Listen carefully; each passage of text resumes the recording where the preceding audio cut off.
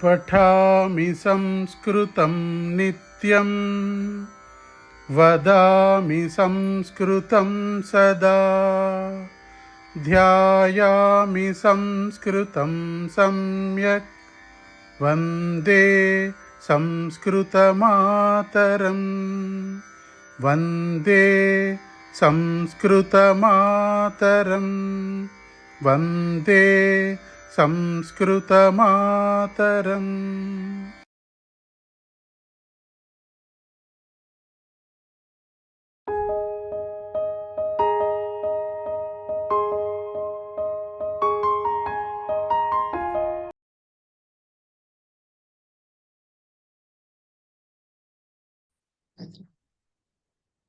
ध्येयमन्त्रः ध्येयमन्त्रः पठामि संस्कृतं नित्यं वदामि संस्कृतं सदा ध्यायामि संस्कृतं सम्यक् वन्दे संस्कृतमातरम् संस्कृतस्य प्रसाराय नैजं सर्वं ददाम्यहम् संस्कृतस्य सदा भक्तो वन्दे संस्कृतमातरम् संस्कृतस्य कृते जीवन् संस्कृतस्य कृते यजन् आत्मानमाहुतं मन्ये वन्दे संस्कृतमातरम् वन्दे संस्कृतमातरम्। ధన్యవాదాः మహోదయ. అస్తు ధన్యవాదాः. తీయండి మూడో దాన్ని ఏమంటారు అన్వయ రచన తీయండి. మూడవ శ్లోకం ఫస్ట్ పాఠంలో మూడవ శ్లోకం అన్వయ రచన తీయాలి. రెండవ పాఠం సారీ మొదటి పాఠం అయిపోయిందండి. రెండో పాఠంలో తీయాలి.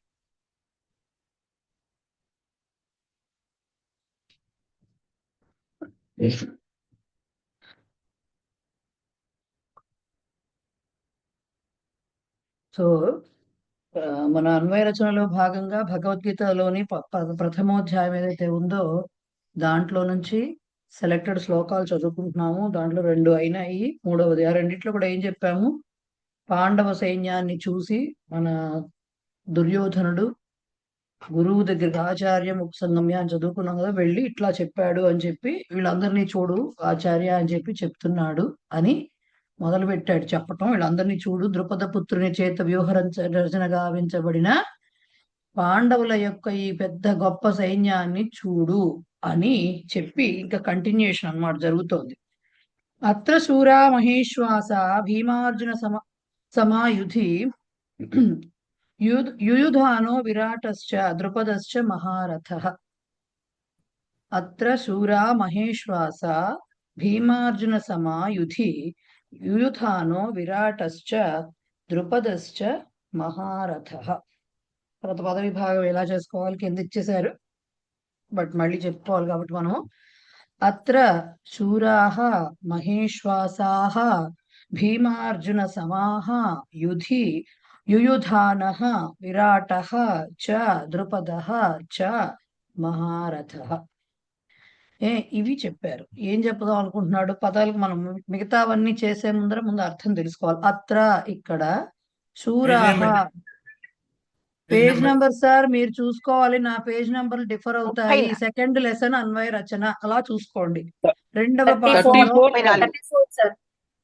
34 మహోదయ. రెండవ పాఠంలో అన్వయ రచన మనం కంటిన్యూషన్ ఎలా ఉంటుందో దాన్ని బట్టి చూసుకోండి. పేజ్ నెంబర్స్ నావి డిఫర్ అవుతాయి. సో అత్ర ఇక్కడ శూరాహ శూరులైనటువంటి వారు అంటే పరాక్రమవంతులైనటువంటి వారు. మహేశ్వాసాహ విశ్వాస అంటే అర్థం ఏంటంటే ధనుర్ధారి అని అర్థం. మహేశ్వాస అంటే గొప్ప ధనుర్ధారులు. భీమార్జున సమాహ భీమునితోనూ అర్జునుతోనూ సమమైనటువంటి పరాక్రమం గలవాళ్ళు, అంతటి వీరులు. యుధి యుద్ధమునందు. యుయుధాన అది పేరు. యుయుధానుడు అనేవాడు ఒక పేరు, అది ఒక వ్యక్తి పేరు. సో యుయుధాన విరాట విరాటుడు అంటే అందరికీ తెలుసు కదా, వాళ్ళ కొలువులోనే కదా అజ్ఞాతవాసం గడుపుతారు కదా పాండవులు. సో విరాట. ద్రుపద ద్రుపదుడు అంటే ద్రౌపది దేవి తండ్రి, తెలుసు కదా, అర్జున్ వాళ్ళ పాండవుల మామగారు. ద్రుపద చాలా వదిలేస్తే మహారథ అంటే ద్రుపదుడికి పక్కనే వచ్చింది కాబట్టి అది దానికి అప్లై చేసుకుంటాం. ఏకవచనంలో చెప్పారు కాబట్టి మహారథ అని. గొప్ప మహారథులు అతిరథులు, రథి, మహారథి, అతిరథి అని డెఫినిషన్స్ ఉంటాయి, రైట్? మహారథులు అంటే ఒక ఇంత సైన్యంతో ఇంతమందితో ఒకే టైంలో యుద్ధం చేయగలిగిన వాళ్ళు మహారథులని. అతిరథులు అంటే ఇంకా దానికంటే అలాగా లెక్కలు ఉంటాయి. మన ఏమంటారు, యుద్ధ సైన్యంలో సంబంధించి వీరత్వానికి సంబంధించి. సో ఇక్కడ మహారథి అనేవాడు. మహారథి మహారథి అయినటువంటి ద్రుపదుడు ఏం చెప్పారు? దుర్యోధనుడు చెప్పుకొస్తున్నాడు కదా వరుస పెట్టి, సైన్యం అంతా కూడా చాలా వ్యూహాత్మకంగా ఉంది అని చెప్తూ దాంట్లో ముందు ఇంత పెద్ద సైన్యాన్ని చూడు అని చెప్పి దాంట్లో ఎవరెవరున్నారు అనేది లిస్ట్ అవుట్ చేస్తున్నాడు. దాంట్లో క్రమంలో ఇక్కడ యుయుధానుడు, విరాటుడు, మహారథి అయిన ద్రుపదుడు ఇలాంటి వాళ్ళందరూ గొప్ప భీమార్జునులతో సమానమైనటువంటి పరాక్రమము కలిగినటువంటి ధనుర్ధారులందరూ కూడా చాలా మంది ఉన్నారు అన్న దీంతో చెప్పుకొస్తున్నాడు. మనం ఎవరు? దుర్యోధనుడు ద్రోణాచార్యునితో చెప్పుకొస్తున్నాడు. ఇప్పుడు ఏం చేయాలి మనము? విభక్తిశః వాటిని విడదీయాలి. ఆర్ పద విభాగం చేసిన తర్వాత వచ్చిన పదాలన్నింటినీ అవి విభక్తుల ప్రకారం ఉన్నాయా, అవ్యయాలుగా ఉన్నాయా, క్రియాపదంగా ఉందా, అన్నిటినీ విడదీయాలి. అత్ర అవ్యయము శూరాహ ప్రథమా విభక్తి బహువచనంలో ఉంది. ప్రథమా విభక్తి బహువచనంలో ఉంది. మహేశ్వాసాహ కూడా అంతే, ప్రథమా విభక్తి బహువచనం. భీమార్జున సమాహ అది కూడా ప్రథమా విభక్తి బహువచనం. యుధి యుద్ధమునందు అది సప్తమి విభక్తి ఏకవచనం. యుధి అనేది సప్తమి విభక్తి ఏకవచనము. యుయుధానః ఎవరికైనా ఇది ఎలా వచ్చింది అని తెలుసుకునే ఇది ఉంటే వెతకండి. అష్టాధ్యాయులోకి ఇప్పుడు శిక్షాలోకి వచ్చారు కదా, ఇక యూ కెన్ సర్చ్, ట్రై చెయ్యాలి. చేసి ఒకవేళ దొరకకపోతే అప్పుడు అప్రోచ్ అయితే చెప్తాం ఆన్సర్. ఫస్ట్ ట్రై చేయాలి. యుయుధానః ఇది ప్రథమా విభక్తిలోనే ఉంది. విరాటః ఇది ప్రథమా విభక్తి ఏకవచనంలో ఉన్నాయి ఇవి రెండును. ద్రుపదః, మహారథః రెండు కూడా ప్రథమా విభక్తి ఏకవచనంలోనే ఉన్నాయి. చ అనేది అవ్యయం. ఒకసారి 2 చాలు వచ్చినా 4 చాలు వచ్చినా చ అవ్యయం అని మాత్రమే రాస్తాం. అన్నిసార్లు చ కామ చ కామ చ కామ అలా రాయకూడదు. ఓకే, ఒక చానే రాయాలి. సరేనా? సో ఇది అన్నమాట విషయం. ఇప్పుడు మనకు వచ్చినవి ఏంటి? ఒకటి అవ్యయం ప్లేస్ చెప్పేటట్టుగా అత్ర అనేది అవ్యయం వచ్చింది. రెండోది సప్తమి విభక్తి వచ్చింది యుధి అనేది. మిగతావన్నీ ప్రథమా విభక్తిలోనే ఏదో ఏకవచనము ఆర్ బహువచనం ఉన్నాయి. కానీ మనం అన్వయ రచన చేయడానికి కావలసినటువంటి మెయిన్ ఇంగ్రీడియంట్ లేదు దాంట్లో. వెర్బ్, క్రియాపదం లేదు. ఎలా తీసుకోవాలి మరి క్రియాపదము? బహువచనాలు ఉన్నాయి ప్రథమా విభక్తివి, ఏకవచనాలు ఉన్నాయి ప్రథమా విభక్తివి. సో బహువచనాలకు సంబంధించినంత వరకు మరి రెండిటికి కలిపి ఒకేసారి రాయొచ్చా అన్నప్పుడు ఒక్కొక్కసారి కొన్ని సందర్భాల్లో రాయొచ్చు. ఇక్కడ సెపరేట్ గా రాసుకుంటారు. అంటే ఏం చెప్పదలుచుకున్నట్టు అతను, చాలా మంది పరాక్రమవంతులు భీమార్జునులతో సమానమైనటువంటి పరాక్రమవంతులు అండ్ ధనుర్ధారులు ఉన్నారు అని.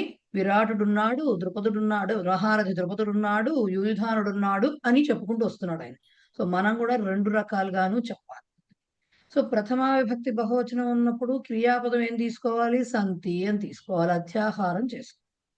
ప్రథమా విభక్తి ఏకవచనం వచ్చినప్పుడు క్రియాపదం అస్తి అని ఏకవచనంలో తీసుకోవాలి. తీసుకున్నప్పుడు ముందు సంతి నుంచి రాసుకొస్తాం. సంతి అనంగానే ఎవరున్నారు, ఉన్నారు అన్నారు, ఎవరున్నారు రావాలి. మరి బహువచనంలో రావాలి క్వశ్చనింగ్. సో కే సంతి అంటాం. ఎందుకంటే ఇచ్చినవన్నీ పుంలింగాల బహువచనాలే ఉన్నాయి, స్త్రీలింగం లేదు అక్కడ. కాబట్టి కే సంతి అనే పుంలింగంలో అడుగుతాము. రాసుకురావడం ఎవరు ముందర ఎట్లా చెప్పారు? మహేశ్వాసః అదైనా రాయొచ్చు, సూరాహ అనేది కూడా రాయొచ్చు.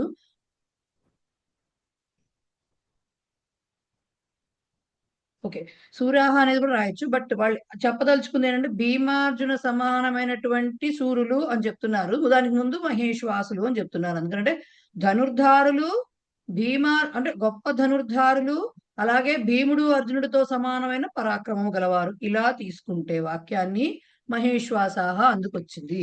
కే సంతి మహేశ్వాసాహ సంతి. ఇప్పుడు ఈ ధనుర్ధారులు ఎలాంటి వాళ్ళు? దానికి శూరులు భీమార్జున సములు. సో కీదృశాహ మహేశ్వాసాహ అన్నప్పుడు శూరాహ. ఒక కీదృశ అయిపోయింది కాబట్టి మళ్ళీ కీదృశ రాయాలంటే పునః అని పెట్టుకోవాలి. సో పునః కీదృశాహ భీమార్జున సమాహ. ఇది అయిపోయింది. సంతికి సంబంధించి 2 అయిపోయాయి. బహువచన రూపాలు అయిపోయినాయి కదా. శూరాహ మహేశ్వాసాహ భీమార్జున సమాహ అక్కడికి బహువచనాలు అయిపోయినాయి. కాబట్టి సంతి కే సంతి మహేశ్వాసాహ సంతి కీదృశాహ మహేశ్వాసాహ శూరాహ పునః కీదృశాహ భీమార్జున సమాహ. ఇక వరుస పెట్టి వచ్చేవి విరాటుడు, యుయుధానుడు, విరాటుడు, మహారథి అయినటువంటి ద్రుపదుడు, ఇవి వచ్చినప్పుడు అన్ని ఏకవచనంలో వచ్చినాయి. సో ఇప్పుడు ఏం రాయాలి? అస్థి అధ్యాహారం చేసుకోవాలి. సో కహ అస్థి బ్రాకెట్ లో ఫస్ట్ అది అధ్యాహారం చేసుకుంటాం కాబట్టి అస్థి కహ అస్థి యుయుధానః. పునః కహ అస్థి ఇక్కడ విశేషణం కాదు, విరాటుడు అనేది పేరే కాబట్టి పునః కహ. కాబట్టి ఎవరు మనం విరాటః. పునః కహ మళ్ళీ ఇంకోటి ఉన్నాడు అక్కడ ద్రుపదః. ఇప్పుడు ఈ ద్రుపదుడికి ఏం చేశారు? మహారథి అని ఒక పెట్టారు, మహారథుడు అని పెట్టారు. సో కాబట్టి కీదృశః ద్రుపదః మహారథః ద్రుపదః. సరే వీళ్ళందరూ ఉన్నారని ఓ పెద్ద టమ్కేసుకు చెప్పుకుని వచ్చారు, బానే ఉంది. వీళ్ళందరూ ఎక్కడున్నారు అన్న దానికి అది అసలు వాళ్ళు ఇవ్వలేదు మీకు. యాక్చువల్ గా యుధి దానికి అత్ర అనేది రెండిటికి ఇవ్వలేదు. కాబట్టి మీరు క్వశ్చనింగ్ రాసుకోవాలి చివరిలో. కీదృశ ద్రుపద తర్వాత మహారథ అని రాసేసాక ఎక్కడున్నారో చెప్పాలి కదా. వీళ్ళందరూ రెండు ఇవి వర్డ్స్ మిస్ చేసేసారు. సో కుత్ర అని రాసి క్వశ్చన్ కుత్ర అని రాసి అత్ర యుధి అని రాయండి. ఇక్కడ యుద్ధంలో రెండు కలిపి ఒకటే రాసారిగా రాసేసేయచ్చు.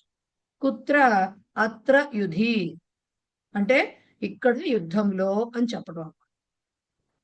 కుత్ర అనే దానికి వచ్చే ఆన్సర్ ప్లేస్ వస్తుంది, సప్తమి విభక్తిలోనే రావాలి కదా. కుత్ర వసతి వసతి భవాన్ అంటే హైదరాబాద్ నగరే అని చెప్తున్నాం కదా. సో అట్లాగే అత్ర యుధి ఇక్కడ యుద్ధమందు అది మిస్ అయింది, అది రాయాలి. ఓకే, మహారథ విరాటుడికి యుయుధానుడికి అప్లై కదా.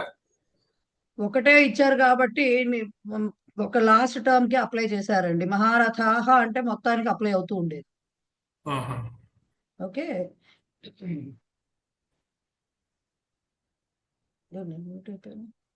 ఓకే. సో ఇది ఇప్పుడు మొత్తంకి ఎలా వచ్చింది? ఫస్ట్ బహువచనాల్లో తీసుకున్నాం కాబట్టి ఇది సంతి కే సంతి మహేశ్వాసాహ సంతి కీదృశాహ మహేశ్వాసాహ శూరాహ పునః కీదృశాహ దాని అంటారు భీమార్జున సమాహ. అక్కడ కదయింది. అస్థి కహ అస్థి. ఓకే, కహ అస్థి మనకి యుయుధానః అస్తి, పునః కహ అస్తి విరాటః అస్తి, పునః కహ అస్తి మన ఎవరు ద్రుపదః అస్తి. కీదృశః ద్రుపదః మహారథః ద్రుపదః. సో కుత్ర, ఒక్క నిమిషం, కుత్ర అత్ర యుధి అది లాస్ట్ కి రావాల్సింది. సో వాక్యం అంతా ఎలా వచ్చింది, మొత్తం ఎలా వస్తుంది అన్వయ క్రమం చెప్పుకుంటే అత్ర యుధి మహేశ్వాసాహ శూరాహ భీమార్జున సమాహ సంతి. ఆర్ ఇలా కూడా రాసుకోవచ్చు, అత్ర యుధి భీమార్జున సమాహ శూరాహ మహేశ్వాసాహ సంతి. రెండో వాక్యంగా విరాటః యుయుధానః విరాటః మహారథః ద్రుపదః చ అస్తి. అలా రాసుకోవచ్చు. కామాలు పెట్టుకుంటూ మొత్తం కలిపి సంతి చివరికి రాసినా పర్వాలేదు. బట్ మనం రెండు రకాలుగా రాసాం కాబట్టి రెండు క్రియాపదాలు పెట్టి వాక్యాలు కూడా అట్లాగే రాయాలి. ఓకే, అర్థమైందా ఇప్పుడు? ఎస్ మూర్తి గారు ఫస్ట్ మీరు హ్యాండ్ రైజ్ చేశారు, చెప్పండి సార్. అది మన ఎంవి రావు గారు అడిగేశారండి, అందుకే నేను లోయర్ చేశాను. Okay fine. యా మల్లీశ్వర్ చెప్పండి. మహేశ్వాసాహ అన్న పదానికి అర్థం ఏంటి మహోదయ? విశ్వాసః ఐషుః అంటే ధనుః అని అర్థం.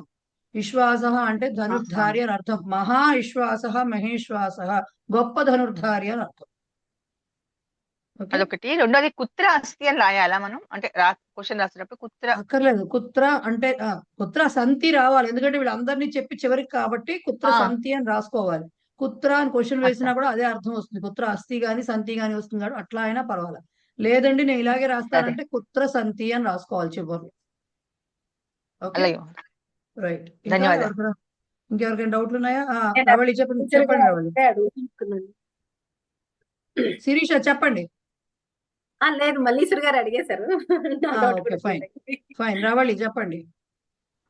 రెండో పాదంలో యుధానో విరాటశ్చ ద్రుపదశ్చ మహారథ సంతి సమానానం అస్తి అని. రెండో పదానికి ఇక్కడ అస్థియే. ఎందుకంటే మీకు ఒకటే అస్తి, గుర్తండి, అస్తి.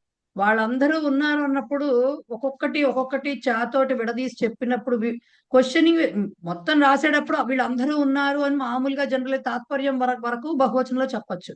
అన్వయ రచన ఈజ్ డిఫరెంట్.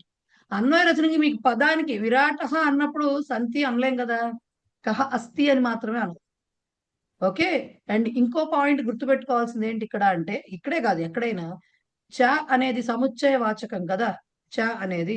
సో చ అనేది వాడుతున్నప్పుడు మీరు రామ లక్ష్మణ చ గచ్చంతి గచ్చత అంటారు కదా, రామ లక్ష్మణ చ గచ్చత మన ఏమంటారు వివచనంలో వాడతారు. అక్కర్లేదు, రామ లక్ష్మణ చ గచ్చతి అన్నా కూడా ఈ చ రామకి లక్ష్మణకి కూడా అంటే ఈ వెర్బ్ రెండిటికి కూడా వర్తిస్తుంది. అలా కూడా చెప్పచ్చు. ఏ బహువచనంలో చెప్పినా సరే సీతారామ లక్ష్మణాహ అన్నారు అనుకోండి, చెప్పుకుంటూ వచ్చిన సీతారామ లక్ష్మణ, లేకపోతే సీత రామ లక్ష్మణ చ వనం గచ్చంతి అని మామూలుగా మనకు తెలిసింది అలా చెప్పేస్తూ ఉంటాం. సీత రామ లక్ష్మణ చ వనం గచ్చతి అనన్నా కూడా తప్పలేదు. చెప్పి అప్పుడేమంది సీత ఒక్క నిమిషం ఆగండి, సీతా వనం గచ్చతి, రామ వనం గచ్చతి, లక్ష్మణ వనం గచ్చతి, 3 వాక్యాలు వస్తాయి. ఆ 3 వాక్యాలకి బదులుగా మనం ఏం చేస్తామంటే చా పెట్టి, అంటే మనం ఇదివరకు మ్యాథ్స్ చేసేప్పుడు బ్రాకెట్స్ పెడతాం కదా, సో బయట ఉంటే రెండింటికి అప్లై అవుతుంది కదా, 2 × a + b 2a + 2b రాస్తాం కదా, ఆ టైప్.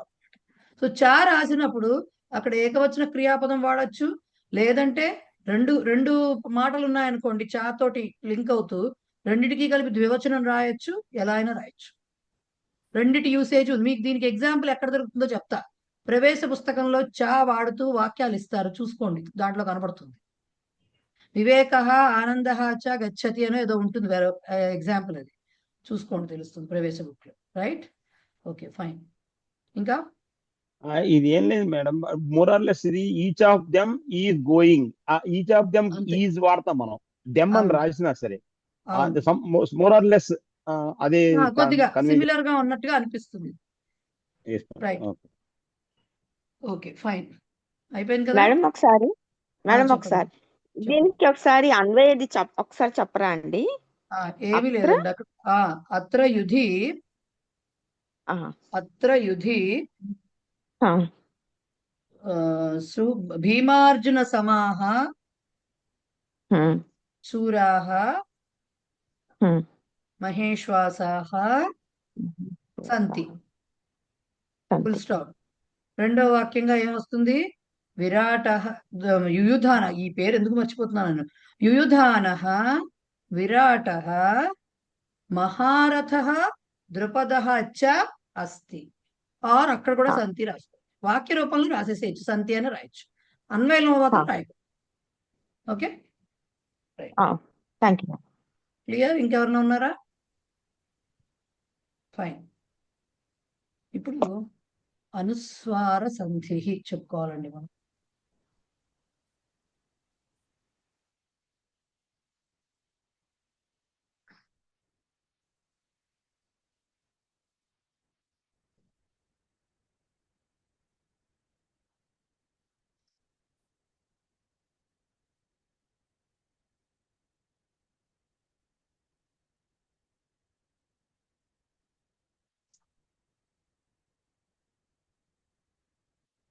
ముందుగానే ఎక్సర్సైజ్ పార్ట్ చేయలేదు కదండి, ఎక్సర్సైజ్ పార్ట్ చేయలేదు కదా. చెయ్యాలి మహోదయ, చేయలేదు. ఎక్సర్సైజ్ పార్ట్ తీయండి.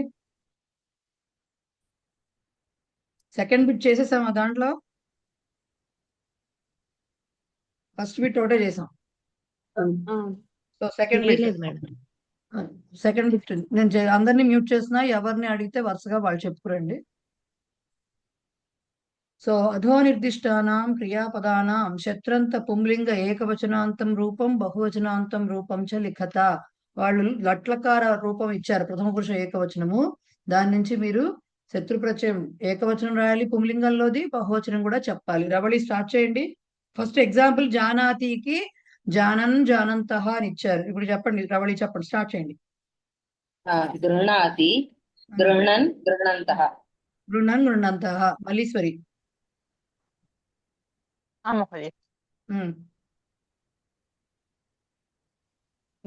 క్రీణాతి క్రీణన్ క్రీణంతః. క్రీణాతి క్రీణన్ క్రీణంతః. మూర్తి గారు. రోదితి రుదన్ రుదంతః. రోదితి రుదన్ రుదంతః. వాణి శ్రీరామ్ గారు. దదాతి దదత్ దదతః దదత్ దదతః. శివమాల గారు. కుర్వన్ కుర్వంతః కరోతికి కుర్వన్ కుర్వంతః. కుర్వంతః. నిత్య భవాని గారు. శక్నోతి శక్నువన్ శక్నువంతః శక్నోతి శక్నువన్ శక్నువంతః. రైట్. శిరీష చెప్పండి. బిభేతి ఆ, బిభ్యత్ బిభ్యతః బిభ్యత్ బిభ్యతః. బిభేతికి బిభ్యత్ బిభ్యతః. రజనీచంద్ గారు నెక్స్ట్ వన్. అప్నోతి అప్నన్ అప్నంతః. ఆప్నోతి అది ఫస్ట్, దానికి ఆప్నువన్ ఆప్నువంతః అని వస్తుంది. ఎందుకంటే దాని బహువచన రూపము ఆప్నువంతి, మామూలుగా లట్లకారంలో. దానిలోంచి తీ తీసేస్తే ఆప్నువన్ వస్తుంది. సో ఆప్నువన్ ఆప్నువంతః దానికి ఆన్సర్. ఎంవి రావు గారు నెక్స్ట్. బధ్నాతి బధ్నన్ బధ్నంతః. బధ్నాతి బధ్నన్ బధ్నంతః. బధ్నంతః. Rajamouli. Correct sir. Rajamouli iPhone అని ఉంది, మరి చెప్పండి. మహోదయ చెప్పండి సార్. నమస్కారం. నమస్తే. శృణోతి శృణ్వన్ శృణ్వంతః. శృణోతి శృణ్వన్ శృణ్వంతః. రైట్. నెక్స్ట్. సో నెక్స్ట్ మహోదయ. చెప్పండి. నాకు అర్థమైంది డౌట్. ప్రాప్నోతి లాగా ఆప్నోతి చెప్పండి. ఆప్నోతి కూడా ప్రాప్నోతి లాగేదేనా? నాకు అంటే అర్థం కోసం అడిగాను. యాక్చువల్ మీనింగ్ ఒకటే. ఆప్నోతినే అసలు వర్డ్. ప్రాప్నోతి ప్రా ప్లస్ ఆప్నోతి ఉపసర్గ. అది ఓ. అది ఉపసర్గ. సరే. మీనింగ్ ఒకటే. ఆప్నోతి అన్నా ప్రాప్నోతి అన్నా, కానీ ఆప్నోతి అసలు వర్డ్. మీరు ఆప్ ధాతు ఆప్లు ధాతు అదే ఉంటుంది. అది వెతికితే ప్రాప్తో ధాతు దొరకదు మీకు. దానికి ప్రా ప్లస్ ఆప్నోతి ప్రాప్నోతి. ఓకే. దానికి లంగిలకారం ఎలా వస్తుంది మహోదయ? ప్రాప్నోత్ ప్రాప్నోత్. ప్రాప్నోత్ సరే. ఆప్నోత్. ఇక వెతకాల్సిందే. ఇలాంటివి అష్టాధ్యాయి చూసుకోవడం నేర్పించేసాయి. వీటికి నా దగ్గరికి రాకూడదు. లకార రూపాలు. అలాగే మహోదయ, అలాగే మహోదయ. ఎస్, వెతకండి. మీకు తెలియదు, తప్పేదో వెతుకుతారు, ఉపసర్గతో వెతుకుతారు, అది దొరకదు అక్కడ. ఈ మథనం జరిగితే ఓ 10 నిమిషాలు పావుగంట తన్నుకుంటే చచ్చినా బుర్రలో చెడిపోదు. అది మర్చిపోలేము అప్పుడు ఇక. సో వెతకండి, కొంచెం వచ్చింది కాబట్టి. సరేనా? నిజమే మహోదయ, అలా చేస్తూనే ఉన్నాను. కొన్ని తెలియట్లేదు, కొన్ని తెలుస్తుంది. అంటే ఈ మీ మాధ్యమంగా అందరికీ చెప్తున్నా. అంతకు మీకు ఒక్కరికి పాయింట్అవుట్ చేయడం కాదు ఇది. మీలాగా వస్తాయి కదా, ప్రయత్నించండి. ఎవరికి వాళ్ళు ప్రయత్నిస్తే ఏమవుతుందంటే గుర్తుంటుంది బాగా. మాట్లాడుకున్నవి సరదాగా కబుర్లు చెప్పుకున్నవి గుర్తుండవు. పోట్లాడుకున్నవి బాగా కొట్టుకున్నవి బాగా గుర్తుంటాయి. అదే మనం గనక జుట్టు పీక్కుని వెతుక్కుంటే చచ్చినట్టు గుర్తుంటుంది బుర్రలో. అది అందుకని చెప్పడం. రైట్. ఓకే. నెక్స్ట్ ఏం చెప్తున్నారంటే, ఆవరణే దత్తానాం క్రియాపదానాం సాహాయ్యేన ఉచితైః. ఎంత వాక్యం చదువుతున్నప్పుడు మనకు అర్థమైపోయింది అనుకుని చదువుకోకూడదు. ఎట్లా విభక్తులు వాడుతూ వాళ్ళు క్లియర్ గా విశేష భావం వాడుతూ రాస్తున్నారో చూడాలి. ఉచితైః శత్రంత రూపైః. 2 చూడండి, విశేష భావం. రిక్త స్థలాన్ని పూరయత. ఓకే. కింద ఇచ్చిన పదాల్లో ఆవరణం అంటే బ్రాకెట్స్ లో ఇచ్చిన పదాలతో వాటి సహాయంతో కరెక్ట్ రూపాలతోటి ఫిల్ చేయండి బ్లాంక్స్ అని చెప్పారు. ఎగ్జాంపుల్, నర్తకాహ గీతం బ్రాకెట్ తో శృణ్వంతి అని ఇచ్చారు. నర్తితవంతః అన్నారు. బహువచనం కాబట్టి శృణ్వంతః నర్తితవంతః. బేసిక్ గా రాయాల్సిన శత్రు ప్రత్యయ రూపమే. అక్కడ బహువచన రూపం ఇస్తున్నారా ఏకవచనం ఇస్తున్నారా చూసుకుని దానికి తగ్గట్టుగా చెప్పాలి. పూర్ణ మాధవి గారు నెక్స్ట్ ది వాక్యం చదివి దానికి అర్థం చెప్పి దానికి ఆన్సర్ కూడా చెప్పాలి. ఛాత్రాః డాష్ రుదంతి పాఠం లిఖితవంతః. పిల్లలు రుదంతికి రుదంతః. పిల్లలు ఏడుస్తూ పాఠం వింటున్నారు. లిఖితవంతః అంటే అర్థం ఏంటండి? ఓ సారీ లిఖితవంతః రాస్తున్నారు. పిల్లలు రాసేశారు ఏడుస్తూ పాఠం రాస్తున్నారు. రాస్తున్నారు కాదు, రాశారు. లిఖితవంత, అందుకే అర్థం చెప్పమన్నా. లిఖితవంత అంటే రాశారు, అయిపోయింది, పాస్ట్ టెన్స్ అది.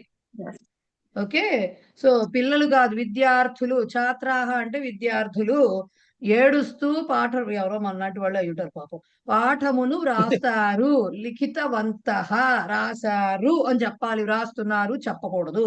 రైట్, విజయ్ కుమారి గారు నెక్స్ట్.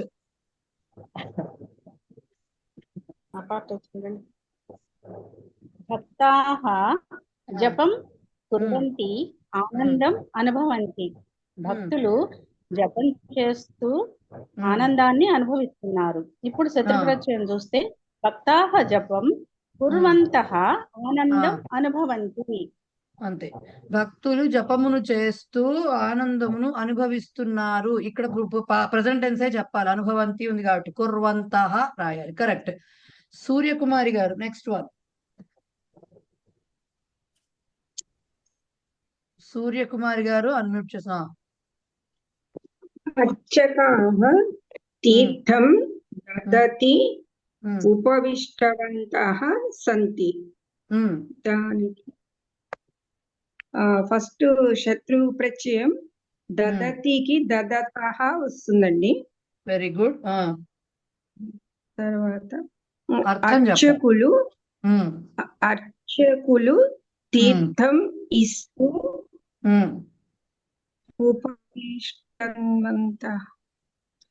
ఉపవిష్టవంతః సంతి, కూర్చున్నారు ఆర్ కూర్చుని ఉన్నారు.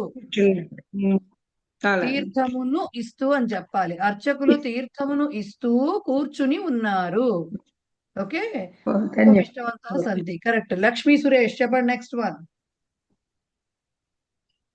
శిక్షకాః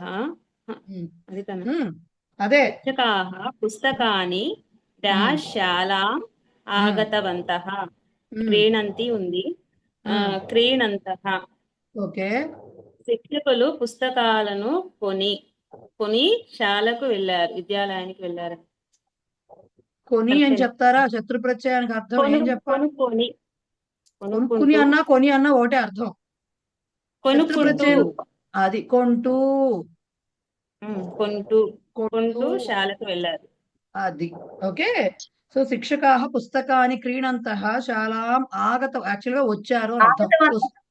వచ్చారు అని అర్థం. సో అది సంగతి. నెక్స్ట్ ఫణిరాజు గారు నెక్స్ట్. నమస్కారः. విద్యార్థినः శిక్షకేభ్యः బిభ్యతి గృహపాఠం సమాపితః.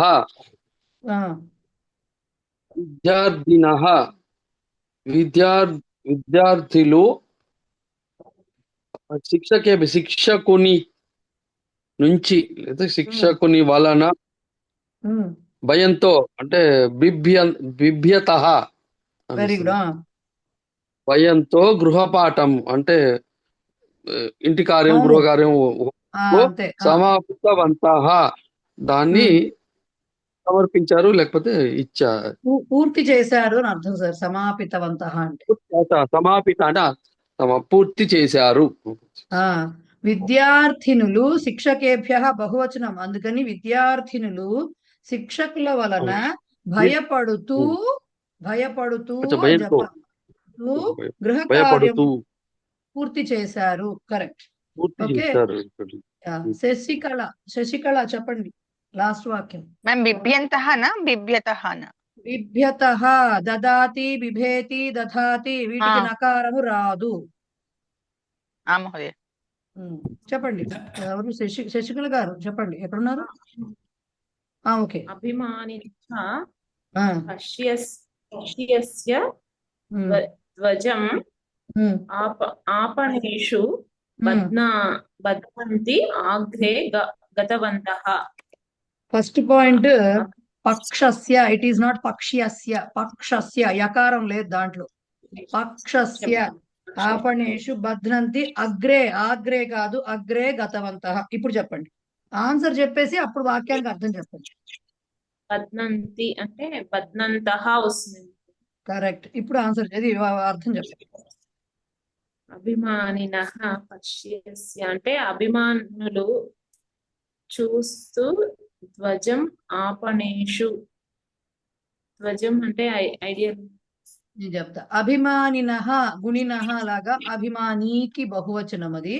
సో అభిమానిన్ అనేది ప్రాతిపదిక, గుణి గుణినౌ గుణినః అలాగా అభిమాని అభిమానినౌ అభిమానినః బహువచనం వస్తుంది. అది ఎవరో మాట్లాడుతున్నారు.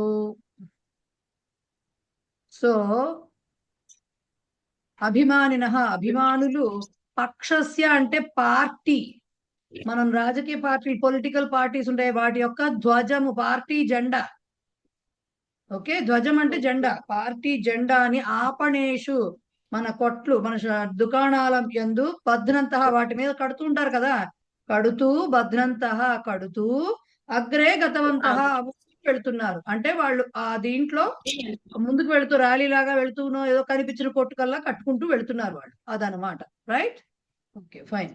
ఓకే, నెక్స్ట్ దానికి ముందుకు వెళ్ళారా వెళ్తున్నారా వెళ్ళారా వెళ్ళారు గతవంతః వెళ్ళారు వెళ్ళారు దానికి మళ్ళీ ఇంకా డౌట్ పడక్కర్లే, గతవంతః వచ్చిందంటే వెళ్ళిపోయారు ఆల్రెడీ, వెళ్ళి అనుకోవాలి. వీటన్నిటికీ బహువచనం శత్రంత పదం బహువచనానికి ఈ మన భూతకాలం దానికి చాలా స్లైట్ డిఫరెన్స్ ఉంది. అది జాగ్రత్తగా పట్టుకోవాలి, లేకపోతే కన్ఫ్యూజ్ అయిపోతుంది. ఎందుకంటే అన్నిటికీ రాదు మళ్ళీ అలాగా. difference ఉంది. కొంచెం ఉంటుంది అది. మొన్న అదే ఒకసారి అడిగారు, మొన్న దాని గురించి ఎలా గుర్తు పెట్టుకుంటాము అని. అది ప్రాక్టీసే, నెమ్మదిగా వచ్చేస్తుంది అది. పండిట్ గారు అడిగినట్లు అడిగారు. నెక్స్ట్ ఆవరణే దత్తానాం క్రియాపదానాం శత్రుంత పుంలింగైకవచనాంతేన ఎన్ని సందులు కూడా వచ్చేస్తున్నాయి అంటే రూపేణ రిక్త స్థానాన్ని పూరయిత, బ్రాకెట్లో ఇచ్చిన వాటి యొక్క ఇచ్చిన క్రియాపదముల యొక్క శత్రంత పుంలింగ ఏకవచనాంతమైనటువంటి రూపముతో ఖాళీలను పూరించండి. వాళ్ళే ఇచ్చారు. ఓకే, గృహ్ణాతి అంటే వెర్బ్స్ ఇచ్చారు, దానికి మనము ఇది రాయాలి, శత్రు ప్రత్యయం రాస్తూ వాక్యాన్ని పూర్తి చేయాలి. గృహ్ణాతి తెలుసు మీకు, బధ్నాతి, జానాతి, ప్రాప్నోతి, రోదితి, శక్నోతి, బిభేతి, ఇవి క్రియాపదాలు ఇచ్చేసారు వాళ్ళు. దానికి మనం శత్రు రూపాలు రాసుకుంటూ చదవాలి. ఎగ్జాంపుల్ ఏమి ఇచ్చారు, సుగ్రీవః డాష్ రామస్య సాహాయ్యం పృష్టవాన్, సుగ్రీవుడు అని రుదన్ అని ఇచ్చారు. రోదితి వెర్బ్ అయిపోయింది అక్కడ, సో అది రాదు, మిగతా లిస్ట్ లో అది రాదు. సో రుదన్ ఏడుస్తూ రాముని యొక్క సహాయమును అడిగాడు. ఓకే, పృష్టవాన్ అడిగాడు. కాబట్టి ఇట్లాగా అర్థాన్ని బట్టి వాక్యముల యొక్క అర్థం తెలిస్తేనే దానికి ఫిలప్ చేయగలరు, లేకపోతే చేయలేరు. సో వాక్యంలో అర్థం తెలుసుకుంటూ చెప్పాలి. ఎవరు చెప్పినా ముందు వాక్యం యొక్క అర్థం చెప్తూ అక్కడ ఏ క్రియాపదం వస్తుందో పైన ఇచ్చిన వాటిల్లో చెప్పి దాని రూపాన్ని చెప్పాలి. శత్రు రూపం అక్కడ ఏకవచనం వస్తుందో, ఏకవచనం అన్నారుగా, సో అది చెప్పాలి. రైట్, నాకు లిస్ట్ లో ఎవరున్నారు, అయ్యో త్రివేణి చెప్పండి. సహ కార్యం కర్తుం డాష్ అపి తూష్ణీం స్థితవాన్, అతడు కార్యాన్ని చేయుటకు శక్నోతి పదం యొక్క శత్రంతం శక్నువన్. అది పక్కన పెడదాం, ముందు మిగతా వాక్యానికి అర్థం చెప్పు. అపి అయినా కూడా తూష్ణీం, తూష్ణీం అంటే సైలెంట్, అంటే ఏమీ చేయకుండా క్వైట్ గా కూర్చున్నాడు అని. ఓకే, స్థితవాన్ కూర్చున్నాడు, మౌనంగా కూర్చున్నాడు. సో ఇప్పుడు ఏం చెప్తారు చెప్పండి. ఇందులో ఉన్న పదాలలో శక్నోతి తీసుకుంటున్నాం మహోదయ. శక్నోతి శత్రంతం శక్నువన్. Very good. అతడు కార్యం చేయుటకు, శక్నువన్ అంటే చేయుటకు వీలున్న, సమర్థుడై కూడా అని చెప్పుకోవచ్చు. అలా చెప్పుకోవచ్చు, మనం అర్థం చెప్తున్నాం. సమర్థుడై ఉన్నా కూడా చేయకుండా మౌనంగా కూర్చుని ఉన్నాడు. అది okay, correct correct. Next Himabindu, next వాక్యం. శంకరః ప్రాదేశిక భాషాం అపి, శంకరుడు ప్రాదేశిక భాష అంటే విదేశీ భాష కాదు కానివ్వండి, మిగతా వాక్యం ముందు చదవండి, దాని సంగతి తర్వాత చూద్దాం. ముందు మిగతా వాక్యం చదవండి. కూడా అపి స్వమాతృభాషాయ ఏవ ఉత్తరితవాన్ అంటే మాతృభాషలోనే మాట్లాడుతున్నాడు. యాక్చువల్ గా మీనింగ్ కరెక్ట్ గా చెప్పాలి. శంకరుడు ప్రాదేశిక భాష అంటే ప్రదేశానికి సంబంధించిన భాష అంటే లోకల్ లాంగ్వేజ్. ఇంగ్లీష్ లో చెప్పాలంటే విదేశీ భాష కాదు, లోకల్ లాంగ్వేజ్ అంటే ఏ ప్రదేశానికి సంబంధించింది. మనకి తెలంగాణలో Telangana local language, Telugu local language. ఏపీకి వెళ్ళినా అంతే, మనం వేరే రాష్ట్రానికి గుజరాత్కి వెళ్తే గుజరాతీ. సో అవి local languages. So local language అనే దానికి మనం వాడుక భాష, మన ఆ ప్రాదేశిక భాష అనేది తెలుగులోనూ కూడా అదే మాట మాట్లాడుతుంది.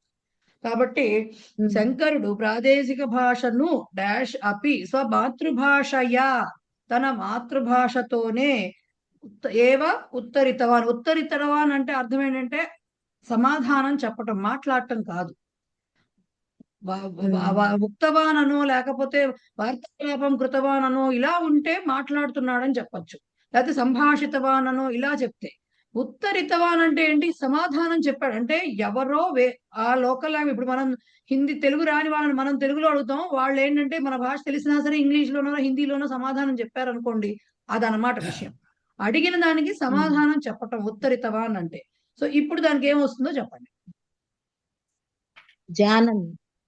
జానన్, కరెక్ట్. సో ఇది తెలిసి కూడా, లోకల్ లాంగ్వేజ్ తెలిసి కూడా అతను శంకర్ ఏం చేస్తున్నట్ట, తన మాతృభాషలోనే సమాధానం చెప్తున్నారు. రిప్లై ఇవ్వడం అంటారే, అది ఉత్తరితవాన్ అంటే. రైట్? ఎస్ దివ్య, నెక్స్ట్ వన్.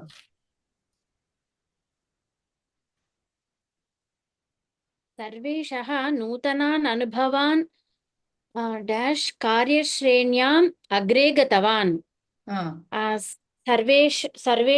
సర్వేషుడు కొత్త అనుభవాలను కార్యశ్రేణుల యందు ముందుకు వెళ్ళాడు. Correct answer. దానికి ఏమిటో దాని కరెక్ట్ మీనింగ్ చెప్తాను నేను, మీరు అది దానిలో ఏం వర్డ్ వస్తుంది చెప్పండి. వర్డ్ ప్రాప్నోతికి శత్రు ప్రత్యయం ప్రాప్నువన్, పొందుతూ, కొత్త అనుభవాలను పొందుతూ ముందుకు వెళ్ళాడు. కరెక్ట్, మీరు చెప్పింది పర్ఫెక్ట్లీ కరెక్ట్. సర్వేష్ అనే అతను నువ్వు కొత్త అనుభవాలను పొందుతూ కార్యశ్రేణిలో ముందుకి వెళ్ళాడు అంటే ప్రమోషన్ తెచ్చుకున్నాడు అని అర్థం.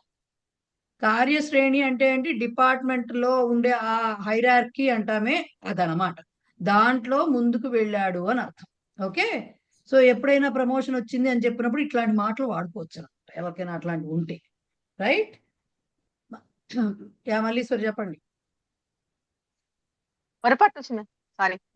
Fine, right. ప్రాప్నువన్ అయింది. శ్రీనివాస్ గారు, మంగిపూడి శ్రీనివాస్ గారు చెప్పండి సార్, నెక్స్ట్ వాక్యం. పంకు దండం డాష్ మార్గే చలతి. కుంటివాడు కర్రని, అదే తర్వాత దీనిలో తీసుకుంటే విభేతి గృహ్ణాతి ఉంది మేడం. గృహ్ణన్ మార్గే చలతి. పంకువాడు కర్రను పట్టుకుని మా దారిలో వెళ్తున్నాడు. పంగుహు అంటే కుంటివాడు, దండం కర్రను, గృహ్ణన్ పట్టుకుంటూ దారిలో నడుస్తున్నాడు ఆర్ వెళ్తున్నాడు. చలతి.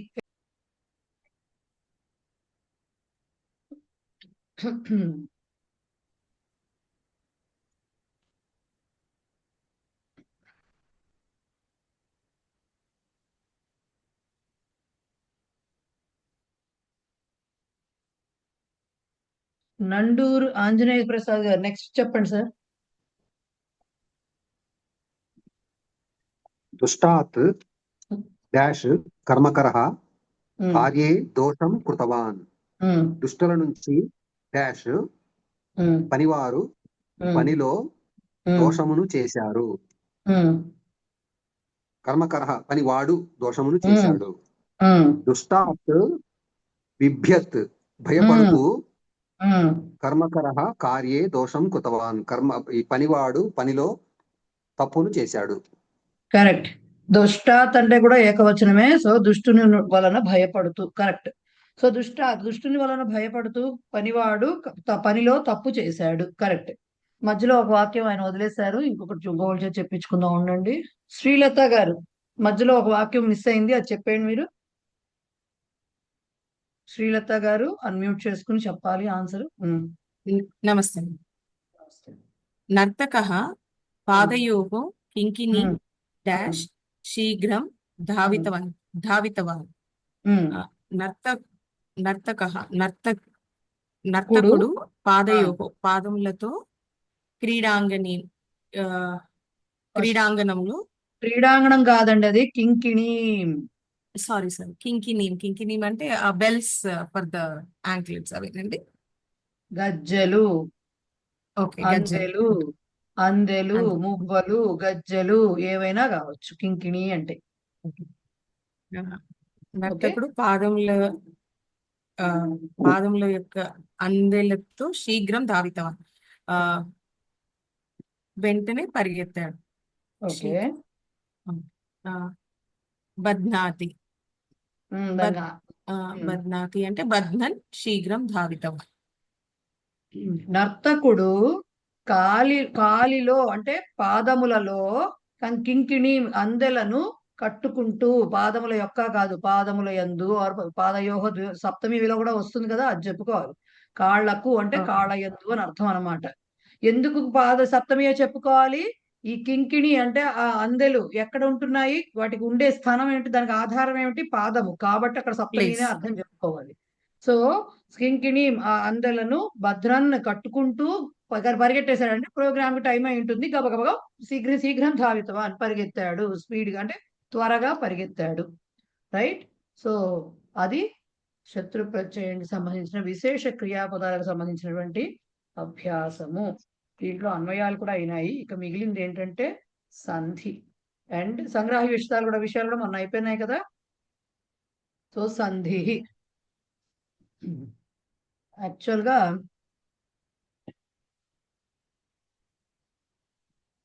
హల్సంధులు అంటే మనకి వ్యంజన సంధుల్లో ఇవన్నీ ఈ సంధులనే కాదండి, తర్వాత వచ్చేవి కూడా. ఇది ఓన్లీ ఒక ఐడియా. నేను చాలా సార్లు అన్నాను ఈ మాట క్లాసుల్లో, మళ్ళీ చెప్తున్నా.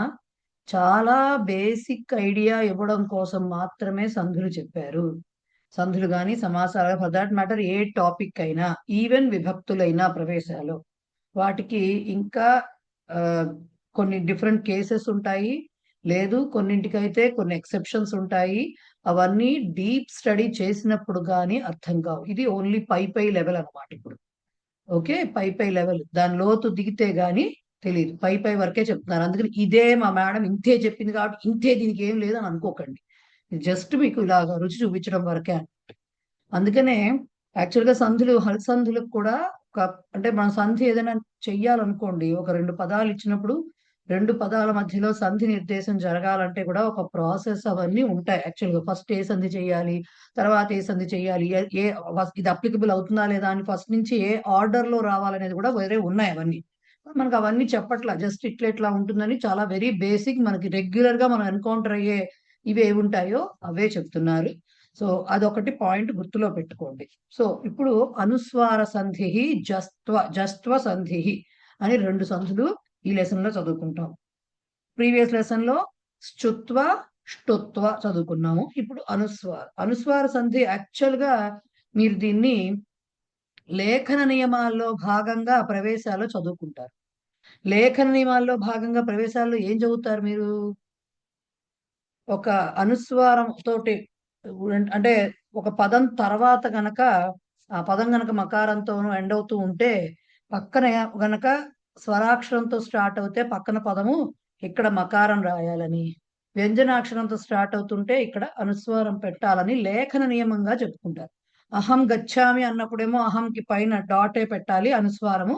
అహం ఆగచ్చామి అన్నప్పుడు ఆ వచ్చింది కాబట్టి పక్కన స్వరాక్షరము, ఇక్కడ అహం అని మకారం రాయాలి అని చదువుకున్నారు. అది లేఖన నియమాల్లో. దాన్నే ఇప్పుడు కొద్దిగా మార్పుతోటి సంధి అనగానే మరి పూర్వపదం అని, ఉత్తర పదం అని, కండిషన్స్ అని, పూర్వ పదాంతంలో ఏముండాలి, ఉత్తర పద ప్రారంభంలో ఏముండాలి, ఇవన్నీ కూడా మనం చెప్పుకుంటాం కాబట్టి సేమ్ అదే కొద్దిగా డిఫరెంట్ గా చదువుతారు. దీనికి ఏమిటి అనేది చూద్దాం ఒకసారి.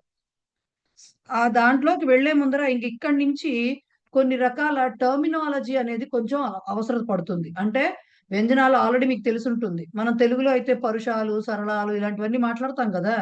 సో దీంట్లో కూడా కర్కశ వ్యంజనాలని, మృదు వ్యంజనాలని, వర్గీయ వ్యంజనాలు అంటే ఏమిటి, అనునాసికలు అంటే ఏమిటి, ఇవన్నిటికీ కొంచెం ఈ టర్మినాలజీ అలవాటు పడాలి. ఎందుకంటే ఇంక నుంచి రాసే వాళ్ళు రాస్తూ ఉంటారు. దీనికి అనున వర్గీయ వ్యంజనం పరమైతే ఇలాంటివి రాస్తారు. సో ఫస్ట్ అసలు అదేమిటో చూద్దాం మనము.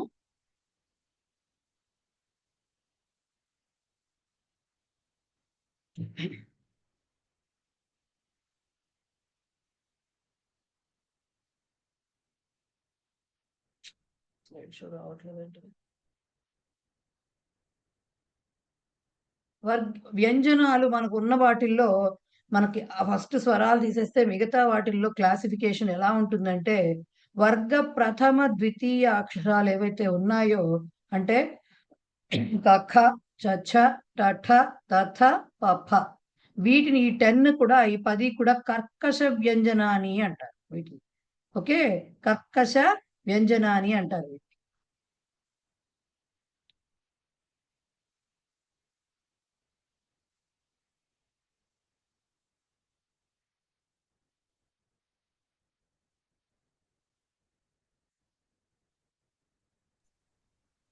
Are they equivalent to our Purusha Saralam?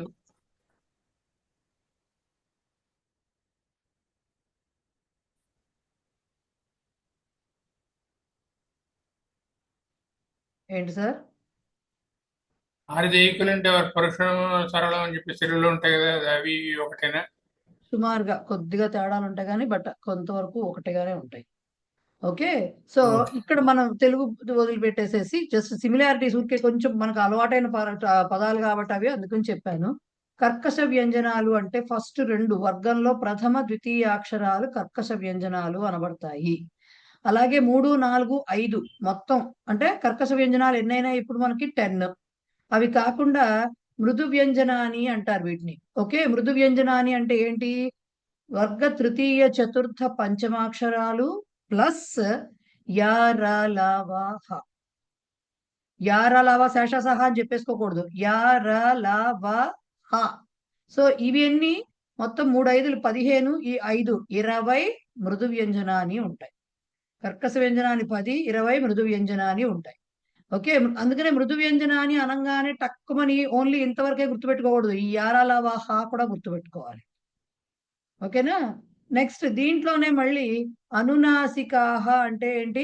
వర్గ పంచమాక్షరాలని మళ్ళీ ఆ సెట్ ని సెపరేట్ నేమ్ తో కూడా పిలుస్తారు. ఇవి మృదు వ్యంజనాల్లో భాగమే, కానీ ఈ 5టిని మాత్రం మళ్ళీ ముక్కుతో పలుకుతాం కాబట్టి అనునాసికాహ, నాసికను అనుసరించి వస్తాయి అవి, అందుకని వాటి సౌండ్, అందుకని అనునాసికాహ అంటారు.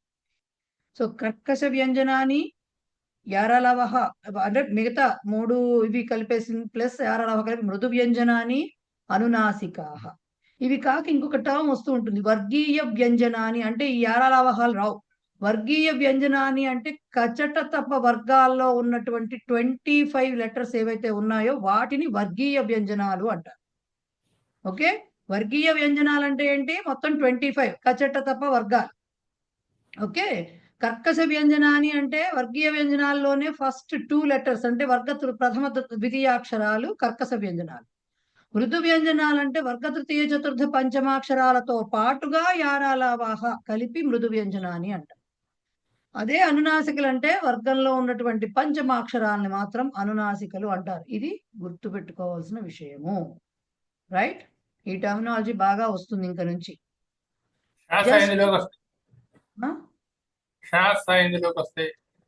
అవి మనకి ఇప్పుడు రానప్పుడు వాటి గురించి ఎందుకు సార్, మనకి ఇప్పుడు వద్దు, మనం ఉన్నవేవో మాట్లాడుతున్నాం. సో జస్త్వ సంధి, జస్త్వ సంధి వచ్చింది అంటే అనుస్వార సంధి లేదా దీంట్లో పెట్టలేదా నేను? Okay fine.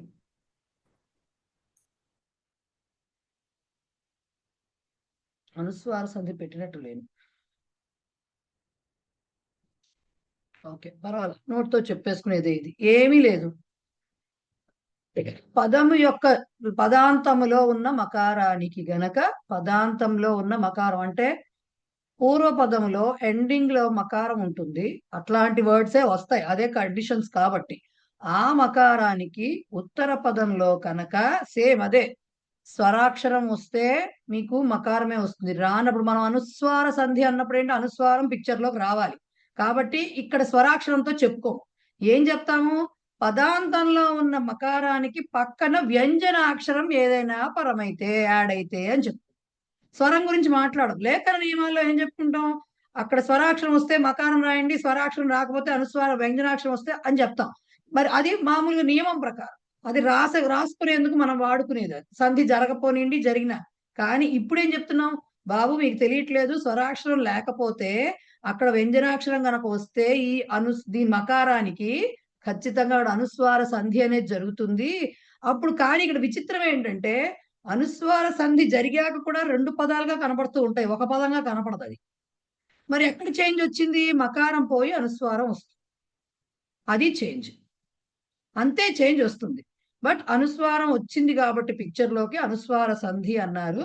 సో పదాంతంలో ఉన్నటువంటి అంటే పూర్వపదము యొక్క చివర మకారం గనక ఉండి దానికి ఉత్తర పదం గనక వ్యంజనాక్షరంతో స్టార్ట్ అవుతూ ఉంటే అప్పుడు ఈ పూర్వపదంలో ఉన్నటువంటి మకార స్థానంలో అనుస్వారం వస్తుంది. ఇది అనుస్వార సంధి, అంతే. అనుస్వార సంధి ఇస్ ద ఈజియెస్ట్ సంధి అన్నిట్లోకి పోల్చుకుంటే. ఇక్కడ ఎగ్జాంపుల్స్ మీకు ఇచ్చారు చూడండి. అహం ప్రాతః దేవం నమస్కరోమి. చూడటానికి అక్కడ సంధులు జరిగినట్టుగా అక్కడ కనపడదు, మనకి మామూలు వాక్యం చదివినట్టు అనిపిస్తోంది. అహం ప్రాతః దేవం నమస్కరోమి. కానీ అక్కడ తెలియకుండా మనకి లేఖన ఏమే అంతే కదండి, ప్రాతః పాత స్టార్ట్ అయింది కాబట్టి మనం అహంకి మకారం రాయలేదని చెప్తాం మనమైతే. కానీ ఇక్కడ చెప్పకూడదుగా మరి. అహం ప్రాతఃకి మధ్యలో అనుస్వార సంధి జరిగి మకారం పోయి అనుస్వారం వచ్చింది అన్నమాట అక్కడ. ఓకే, అలాగే దేవం నమస్కరోమి అక్కడ కూడా అంతే, వ్యంజనాక్షరం వచ్చింది కాబట్టి దేవం మకారం పోయి అనుస్వారం వచ్చింది. ఎందుకండి మకారమే ఎందుకు ఉండాలి, అలా ఉండకూడదు అంటే మనం ఏమనుకున్నాం, పదవి భాగం చేస్తున్నప్పుడు కూడా ఎక్కడైనా అనుస్వారం వస్తే విడి పదంగా రాస్తున్నప్పుడు ఖచ్చితంగా మకారంతో ఎండ్ అవ్వాలి, డాట్ తోటి అనుస్వారంతో ఎండ్ అవ్వకూడదని చెప్పుకున్నామా. మరి అంటే పదాంతంలో మకారం ఉన్నట్టే కదా అదనం, అక్కడ అది పోయి వేరేది వచ్చింది అంటే సంధి జరిగినట్టే కదా. సో అనుస్వార సంధి అదనం. కృష్ణం వందే జగద్గురుం దీంట్లో కూడా అంతే. ఎవరన్నా ఊహించారా దాంట్లో ఒక సంధి ఉంటుందని ఎప్పుడైనా? ఇప్పుడు ఉందన్నమాట. సో కృష్ణం వందే మకారానికి వా అనే వ్యంజనం పరమైంది కాబట్టి అక్కడ మీకు కృష్ణం అని అనుస్వారం వచ్చింది. వనం గచ్చామి గుహాం పశ్యామి, ఇక్కడ కూడా అంతే. ఓకే, వనం గా వచ్చింది కాబట్టి వనంలో మా పోయి మకారం పోయి అనుస్వారం వచ్చింది. గుహాం పశ్యామి పా వచ్చింది కాబట్టి గుహాంలో మకారం పోయి అనుస్వారం వచ్చింది. వనానికి వెళ్తున్నాను, గుహను చూస్తున్నాను. సత్యం వద ధర్మం చర, వాటన్నిటికీ ఇవి ఇలాగే వచ్చినాయి, అన్ని అలాగే వచ్చాయి. దుఃఖం త్యజ కర్తవ్యం పాలయ, దుఃఖాన్ని వదిలిపెట్టి కర్తవ్యాన్ని అనుసరించు. భోజనం కృత్వా విద్యాలయం గచ్చ, ఓకే భోజనం చేసి స్కూల్కి వెళ్ళు. సహ గీతం శృత్వా హర్షం ప్రాప్తవాన్, అతను పాటను విని ఆనందాన్ని పొందాడు. పదం స్మృత్వా వాక్యం లేఖనీయం, పదాన్ని గుర్తు పెట్టుకుని లేదా తలుచుకుంటూ వాక్యాన్ని రాయాలి అని చెప్పారు. ఇప్పుడు ఇక్కడ మరి ఎలా విడదీస్తామంటే కింద విడదీశారు చూడండి, అలా విడదీయాలి దాన్ని. అహం ప్రాత అలాగ మామూలుగా కలిపి ఇచ్చేస్తే ఏంటి, ఇదే రెండు పదాలుగా ఇచ్చారు మాకు సంధి ఎక్కడ ఉంది అలా అనుకోకూడదు, దాన్ని ఇలా విడదీయాలి మకారంతో. లేదు మీకు అహం ప్లస్ ప్రాతః కింద ఇచ్చినట్టుగా ఇచ్చి రాయమంటే సంధి కలిపి పైన ఇచ్చినట్టుగా రాయాలి. ఓకేనా, అనుస్వార సంధిలో అంతకు మించి ఏమీ లేదు. సో దీని ఎక్సర్సైజ్ మీరు రాసేసుకుంటారు కదా, నేను చెప్పక్కర్లేదు కదా. అన్నిటికీ మకారాలు పీకడం, చుక్కలు పెట్టుకుంటూ రావడం, ముగ్గులు వేసినట్టు. ఓకే, సో అది దాని ఎక్సర్సైజ్. అర్థమైపోయిందా? అర్థమైపోకూడదు, అర్థమైందా? రైట్. ఇప్పుడు స్తుత్వంలో మన ప్రాణం తీసిన జస్త్వ సంధి చెప్పు.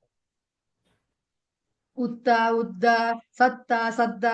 యాక్చువల్ గా అయితే చాలా ఉంది అక్కడ, ఆ సత్తు చిత్తు అని వచ్చిన చోట కూడా రావడానికి చాలా ప్రాసెస్లు జరిగినాయి. అవన్నీ మనకి చెప్పరు ఇప్పుడే. ఇంకొన్ని సంధులు జరిగిన తర్వాత ఆల్మోస్ట్ చివరి సంధికి వచ్చేసరికి కొంత పిక్చర్ వస్తుంది, ప్రస్తుతానికి చెప్పరన్నమాట. జస్త్వ సంధి పుస్తకంలో ఇచ్చినటువంటి ఏమంటారు, జస్త్వ సంధికి సంబంధించినటువంటి ఏమన్నా ఉంటే కొన్ని అవి కొద్దిగా చూసుకోకండి, మనం చెప్పుకునే ఫాలో అవ్వండి. ఎందుకంటే కొన్ని పుస్తకాల్లో తప్పు కూడా పడింది. నా దగ్గరే ఇంగ్లీష్ పుస్తకంలో కొంచెం తప్పు పడింది, అలా ఉన్నాయి. సో మనం దీంతో చూసుకుందాం జస్త్వ సంధి నియమాలు ఏంటో.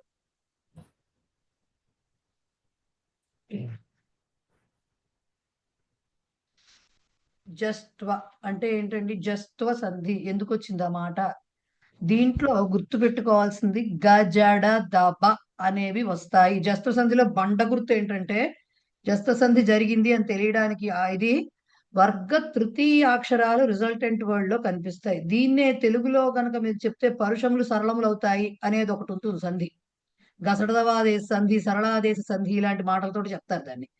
సో అదే గజడ దబ అనే వర్గ తృతీయాక్షరాలు వస్తాయి. వచ్చాయి, సరే ఎప్పుడు వస్తాయో చెప్పాలి కదా. వచ్చేస్తాయంటే ఎక్కడికి వచ్చేస్తాయి అవి? ఎప్పుడు వస్తాయి? వర్గంలో ఉన్నటువంటి వర్గీయ ఈ టర్మినాలజీ ఇలా వాడతారు ఇంక నుంచి, అందుకనే అవి గుర్తుపెట్టుకోవాలన్న.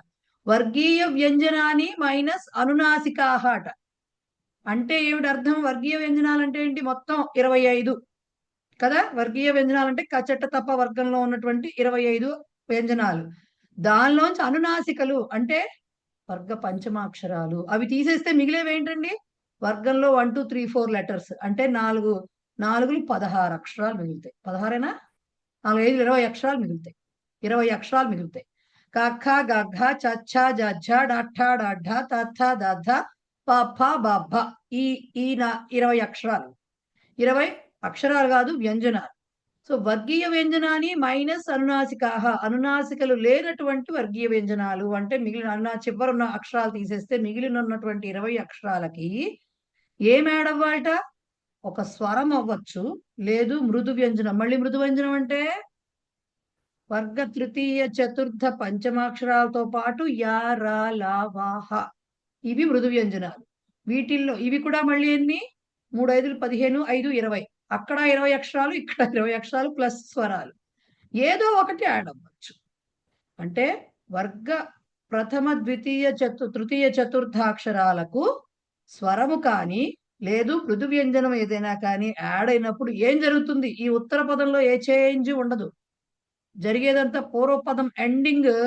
అక్కడ 4 అక్షరాల్లో ఏ అక్షరం ఉన్నా సరే 3వ అక్షరం కింద మారిపోతుంది. అది సపోజ్ దీంట్లో ఫస్ట్ అక్షరం ఉందండి, కా ఉందనుకోండి, తో ఎండ్ అయింది అనుకోండి, అది గా కింద మారిపోతుంది.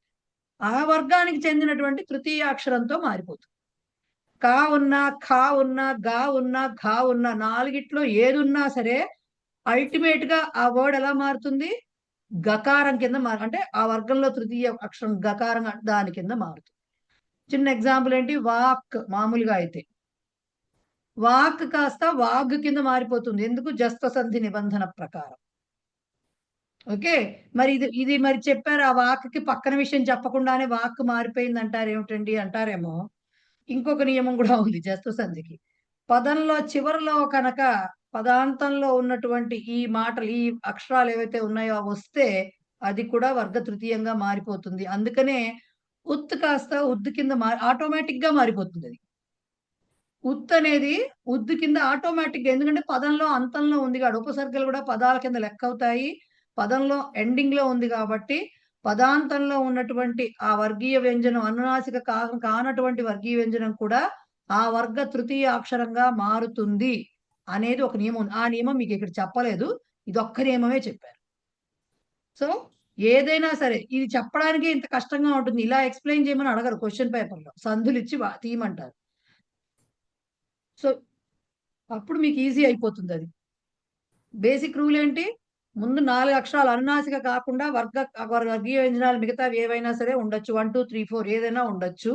దానికి స్వరం కానీ మృదు వ్యంజనం కానీ యాడ్ అయితే పూర్వపదంలో ఉన్నటువంటి ఆ వర్గీయ వ్యంజనము ఆ వర్గానికి చెందినటువంటి తృతీయ అక్షరంతో రీప్లేస్ చేయబడుతుంది. ఇది జస్త సంధి నియమము. ఏమిటి దీనికి ఎగ్జాంపుల్ చెప్తే అర్థమవుతుంది మాకు అంటే ఇలా ఉంటాయి దాని ఎగ్జాంపుల్స్. ప్రాక్ ప్లస్ ఏవా అన్నారు. ప్రాక్ ప్లస్ ఏవా, ప్రాక్ అంటే తూర్పు లేకపోతే ముందు, ఇలా 2 రకాలుగా వస్తాయి అర్థాలు. ప్రాక్ ప్లస్ ఏవా. ఇక్కడ మనకి నిబంధన ఏంటి? వర్గీయ వ్యంజనము, అనునాసిక కానటువంటి వర్గీయ వ్యంజనం ఉండాలి. కకారం అనేది అనునాసిక కాదు కానీ వర్గీయ వ్యంజనమే. సో ఫస్ట్ కండిషన్ అయిపోయింది. ఏవాలో ఏ అనేది స్వరము కాబట్టి 2 కండిషన్స్ వచ్చేసాయి. సో ఇప్పుడు ఏమవుతుంది? ఏవా మారదు, ఏవా కిందే ఉంటుంది. ఈ కకారం కాస్త ఈ వర్గంలో ఉన్నటువంటి 3వ అక్షరం అయినటువంటి గకారం కింద మారుతుంది. సో ప్రాక్ ఏవా కాస్త ప్రాగ్ ఏవా మారి ఇది ఇక్కడ ఇది యాడ్ అయిపోయింది, ప్రవేశ నిబంధన ప్రకారంగానే వచ్చేసింది. ప్రవేశంలో ప్రవేశంలో ఎలా రాసాం మనం అక్షరాలు కలిపి, అలా ప్రాగేవ గ్ ప్లస్ ఏ గే అవుతుంది కదా, ప్రాగేవ అలా వచ్చేసింది. రెండవది షట్ ప్లస్ ఆననహ. ఆననహ అంటే ముఖము కలవాడు అని అర్థము. షట్, షట్ లో టకారం ఉంది, దీనికి ఇది వర్గీయ వ్యంజనము, అనునాసిక కానటువంటి వర్గీయ వ్యంజనము. ప్లస్ ఆ వచ్చింది, ఇక్కడ ఆ స్వరాక్షరం వచ్చింది, కాబట్టి రెండు కండిషన్స్ సాటిస్ఫై అయిపోయినాయి. సో ఈ ఆననహ అలాగే ఉంటుంది, ఉత్తర పదంలో ఏ మార్పు ఉండదు. టకారం మాత్రం, టకారము ఏ వర్గంలో ఉంటుంది, టవర్గంలో. సో టవర్గంలో మూడవ అక్షరం ఏంటి, మూడవ వ్యంజనము డ. సో షట్ కాస్త షడ్ కింద మారుతుంది. సో షడ్ ఆనన షడాననః అయిపోతుంది.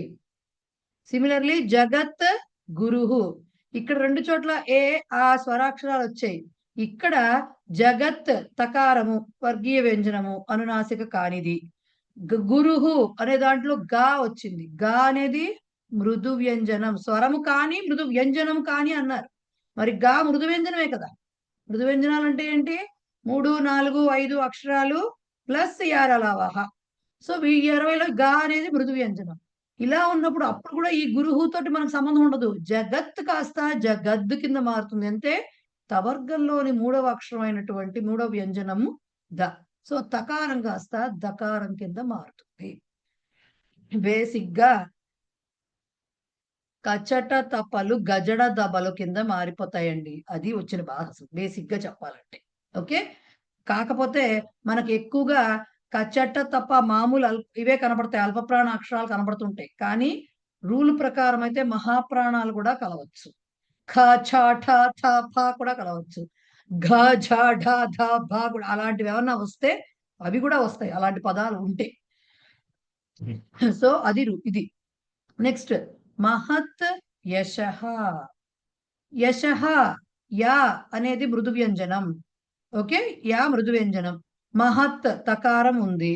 సో రెండు కండిషన్స్ ఓకే అయిపోయినాయి. కాబట్టి ఇప్పుడు తకారం కాస్త తవర్గంలో మూడవ వ్యంజనమైనటువంటి దకారం కింద మారుతుంది.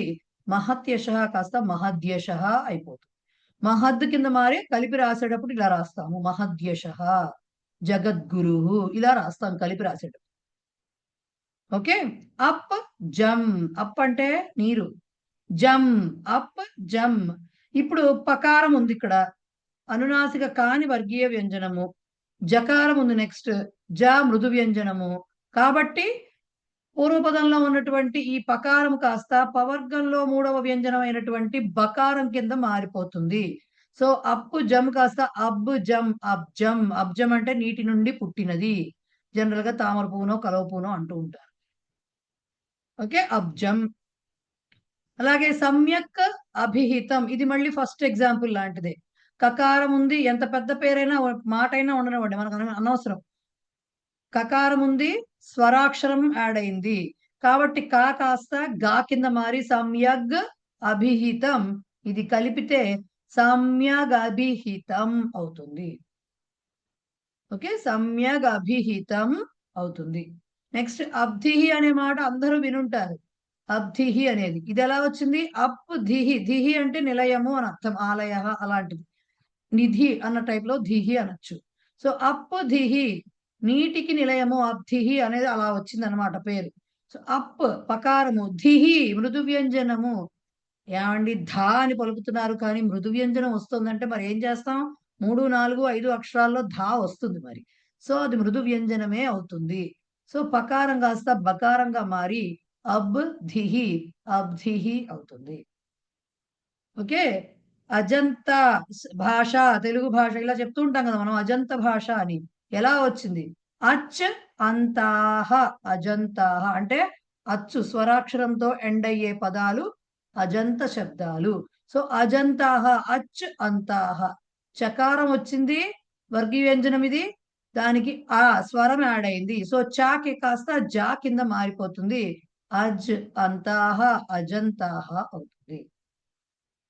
షట్ అపి షడపి, టకారము డకారం కింద మారుతోంది, ఎందుకు స్వరాక్షరం యాడ్ అయింది కాబట్టి.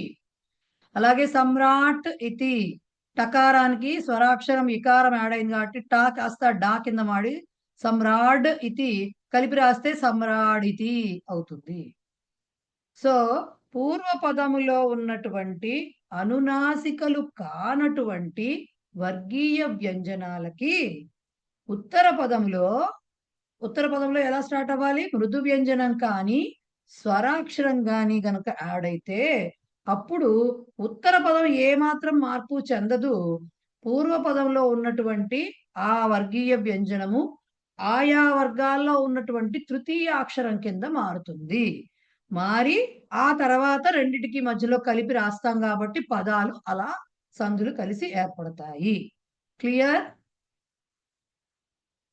ఎస్ మేడం, వాగ్దేవి అనేది కూడా ఈ సంధిలోకే వస్తుంది కదా అంతే. మేడం? అంతే, వాగ్దేవి దీని కిందకే వస్తుంది. ఓకే, సో వాక్యాలు చూడండి అక్కడ.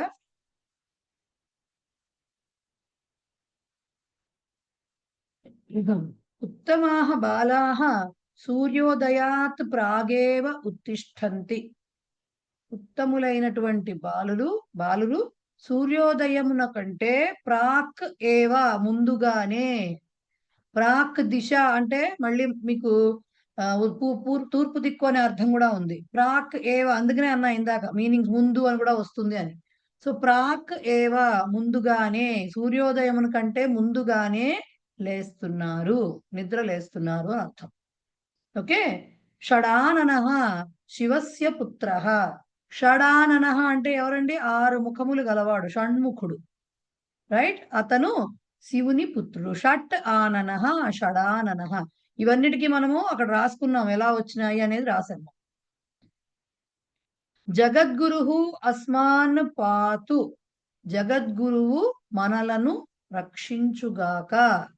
అస్మాన్ పాతు రక్షించుగాక. జగద్గురు, జగత్ ప్లస్ గురుః జగద్గురుః.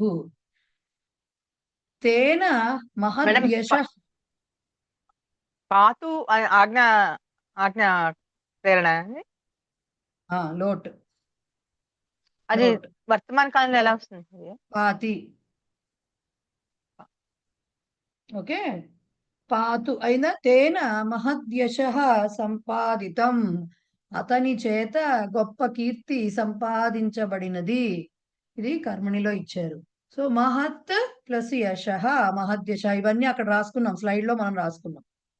అబ్జం సుందరం అస్తి. ఇందాక నేను చెప్పాను, అబ్జం అంటే తామరపూను గాని కలువపూను గాని అంటారు, నీటిలోంచి పుట్టినది. అప్ జమ్. సో బాగుంది, అందముగా ఉన్నది. సమ్యక్ అభిహితం భవత్యా. సమ్యక్ అభిహితం భవత్యా, నీ చేత. భవత్యా స్త్రీలింగం అక్కడ. నీ చేత చక్కగా చెప్పబడినది ఆర్ వివరించబడినది, ఇలాంటివన్నీ వస్తాయి. అభిహితం అంటే తెలుసుకోబడినది, అవసరాన్ని బట్టి అది కూడా వస్తుంది. Okay, and you have understood it very well అంటామే, అలాంటి మీనింగ్ లో కూడా వస్తుంది అభిహితం. అపారః అబ్ధిః కస్మిన్ ఆశ్చర్యం న జనయతి. అపారః అబ్ధిః. అపారః అంటే పారము అంటే తీరము. అపారః అంటే దానికి సముద్రం చూస్తుంటే మనకి ఎల్లలు కనపడతాయా? మనకైతే కనపడవదు. మనం నుంచిన ఒడ్డు అయితే తెలుస్తుంది, కానీ తర్వాత తెలియదు ఎక్కడుందో, ఎక్కడితో ఎండ్ అయ్యిద్దో. సో ఎల్లలు లేని సముద్రము. అబ్ధిః అప్ ధిః. కస్మిన్ ఎవనియందు ఆశ్చర్యమును కలిగించదు అంటే ఎవరికి ఆశ్చర్యం కలిగించదు అని అర్థం. స్వరాంతాః వ్యాకరణే అజంతాః ఇది ఉచ్యంతే. స్వరాంతాః అంటే శబ్దాః అని అర్థం.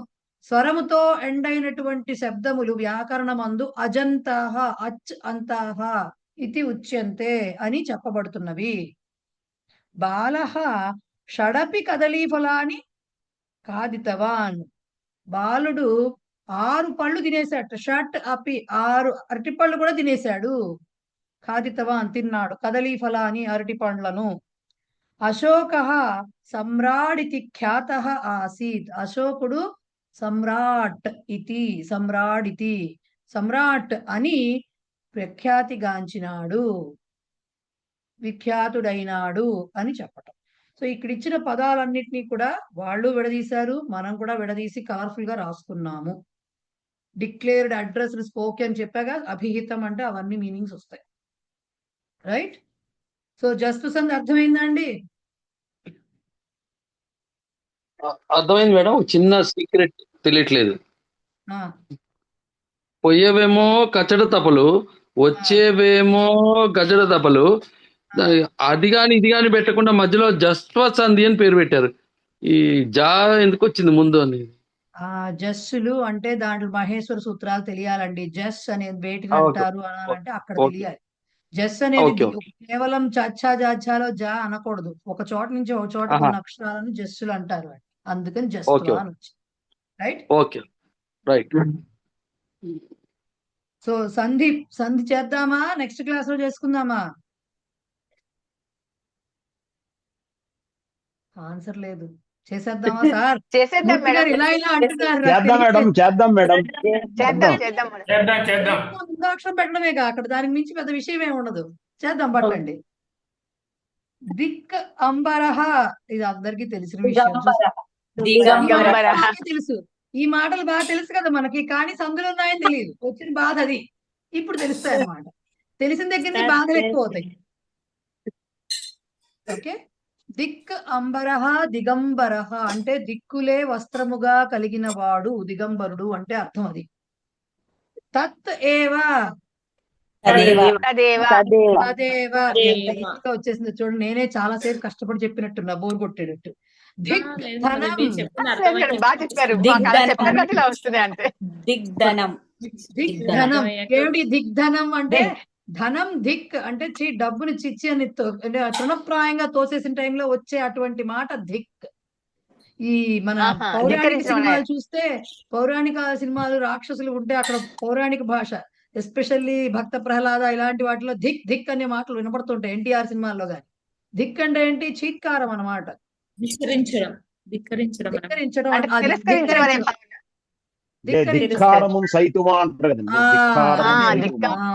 అది కరెక్ట్ సార్. ఆ దిక్కు కారం అంటే ఏంటి? ఇదే దిక్ అనడం అనమాట. దిక్కు కారం అంటే కకారం అంటే కా అంటున్నది కదా, అట్లా ధిక్కారం అంటే దిక్ అండం. సో దిక్ ధనం. దిక్ ధనం. ప్రావృట్ జలం. ప్రావృడ్ జలం. ప్రావృడ్ జలం. ఉజ్వలం. ప్రావృడ్ జలం. ప్రావృడ్ టా డా అవ్వాలి. ప్రావృడ్ జలం. అప్పుడు ఎలా రాస్తారు? ఇప్పుడు ఎలా రాస్తారు? ఒక్క నిమిషం. అప్పుడు ఎలా రాస్తారు? కలిపి డాని కూడా రాసి, రెండు మాటలు కలిపి డాకి హలంతం ఇచ్చి పక్కన జలం అని రాసేయాలి. అంతకు మించి వేరే దారి లేదు. అలాగే ప్రావృడ్ రాస్తారు. ఒక్క నిమిషం మాట్లాడకండి. ప్రావృట్ ఏదైతే ఉందో ఆ టకారం తీసేసి డకారము అంటే డా రాస్తారు కదా, ప్లస్ తీసేసి జలం దాని పక్కన రాసేయడమే. అంతకు మించి డాని జాని కలిపి రాసేందుకు దారి లేదు. ప్రావృట్ జలం అంటే అలాగే రాయాలి, అంతకు మించి దారి లేదు. ఆ డాక్ కింద పెట్టాలి కదండి. ఏం పెడతారు? హలంతం పెట్టాలి. హలంతం పెట్టాలి. హలంతం పెట్టి జలం రాసేసేయాలి పక్కన. ఓకే. ప్రావృట్ అంటే ఏంటి? ప్రావృట్ అంటే మేఘం అనే అర్థం ఉంది. మాన్సూన్ వర్ష ఋతువు అనే అర్థం ఉంది. ప్రావృట్ అంటే మాన్సూన్ అంటాం కదా మనం. ఇప్పుడు ఇది సమ్మర్ మాన్సూన్ మాకు తెలియటం లేదు. ఇందా నుంచి వర్షం పడుతుంది అటు ఇటుగా. మేడం ఒక్క క్షణం మేడం. చెప్పండి. మీరు హలంతం పెట్టి రాయాలన్నారు కదా, హలంతం పెట్టి రాయవలసిన అవసరం లేని పరిస్థితిలో కూడా హలంతం పెట్టి రాసే ఇదిలో చూస్తున్నాను మేడం. అక్కడక్కడ నేను మామూలుగా ఈ పుస్తకాల్లో కూడా హలంతం పెట్టి హలంతం పెట్టలేదు, కలిపి రాసి ఇచ్చవచ్చు. అయినా సరే కింద హలంతం పెట్టి పక్కన మామూలుగా అక్షరం రాస్తున్నారు. అలా కూడా చెయ్యొచ్చా మనం? అన్నింటికీ కాదండి. అది కొన్ని కష్టమైనటువంటి ఒత్తులు ఉంటాయి చూసారు. ఇప్పుడు వాంగ్మయం అని రాసాం అనుకోండి, కొంతమందికి ఆ కింద రాయటం రాదు. అలా కొన్ని కష్టమైన పదాలు ఉంటాయి. అలాంటి వాటికి అండ్ ఇంకొకటి కూడా చెప్తా. మనం ఇప్పుడు సంస్కృత టైపింగ్ కనుక ఫోన్ లో చేస్తున్నాం అనుకోండి, ఫోన్ లో చేస్తున్నప్పుడు మీరు వాంగ్మయం అని రాస్తే అది కిందకి రాదు, పక్కకే వస్తుంది అది. సో కొన్ని చోట్ల ప్రింటింగ్ మనకు తా రాసేటప్పుడు భక్తహాలో తా మనం చేత్తో రాస్తే ఒక రకంగా ఉంటుంది, ప్రింటెడ్ లెటర్ ఒక రకంగా వస్తుంది కదా. సో అలాగనమాట. అలాంటి తేడాలు ఉంటాయి. చుత్వా కూడా మనం చేత్తో రాసింది ఒక రకంగా వస్తుంది, ప్రింటింగ్ లో ఒక రకంగా వస్తుంది. సో ఇలాంటి తేడాలు ఉంటాయి. మామూలుగా మాత్రం మనం చేత్తో ఎంతవరకు రాయగలమో చేత్తో రాసేటప్పుడు ఫాంట్ మనం ఏమి చేయలేము.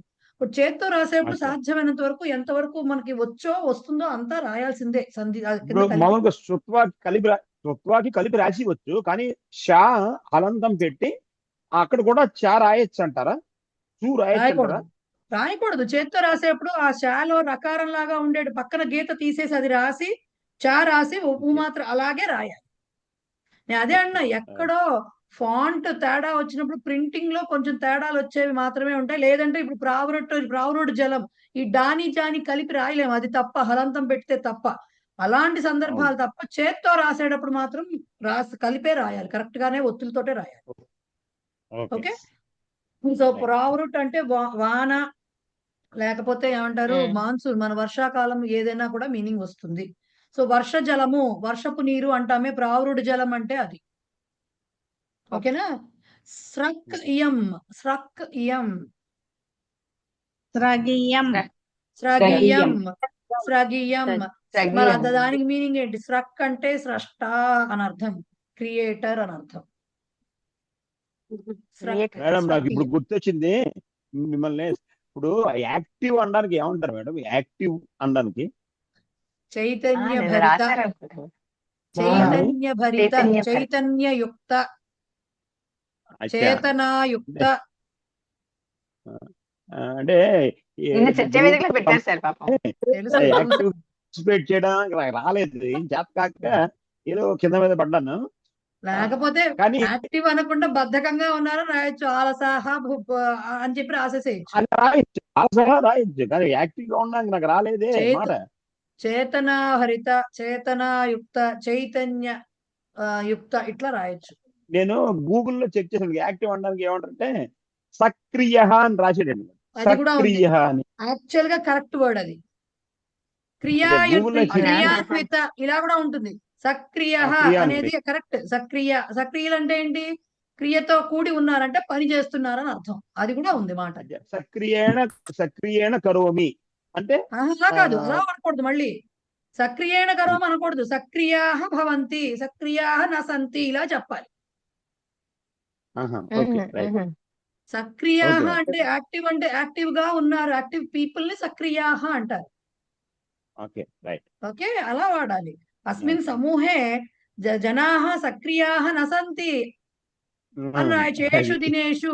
ఇప్పుడు వాక్యం వచ్చేసింది, ఆలోచిస్తూ ఒక వాక్యం వచ్చేసింది. ఏషు దినేషు అస్మిన్ సమూహే జనాః సక్రియాః న సంతి. అదృష్టం కొద్ది. ఓకే, ఇప్పుడు నేను ఇందాక ఏం చెప్తున్నాను, మాట్లాడుతూ ఒక వాక్యం వచ్చింది అన్నాను కదా.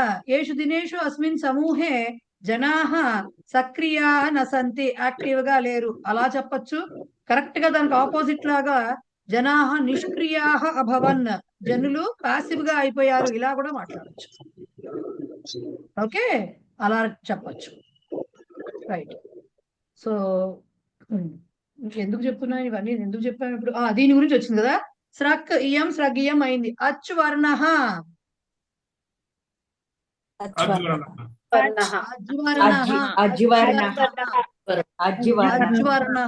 ఓకే. అప్జాతం, అబ్జం లాగానే ఇది కూడా అబ్జాతం. ఒక్క నిమిషం, ఏంటండి అజ్వర్ణ అంటే ఏంటమ్మా? అచ్వర్ణం, అచ్చు స్వరాక్షరము అని అర్థం. మనం అచ్చులు అంటాం కదా తెలుగులో, అది అచ్వర్ణ. ఇది స్ట్రక్ ఇయం అంటే కరెంట్ పోయింది ఆ టైం.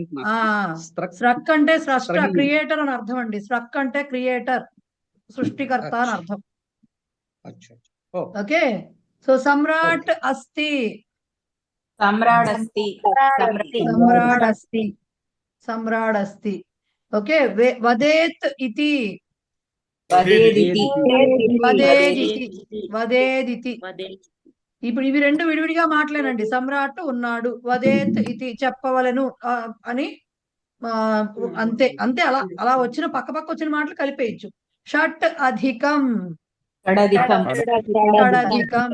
అర్థమైంది కదా. ఇప్పుడు విడదీయడం కూడా చూడండి. వాగ్వాద అన్నారు, వాక్ వాద. ఇప్పుడు విడదీసేటప్పుడు చిన్న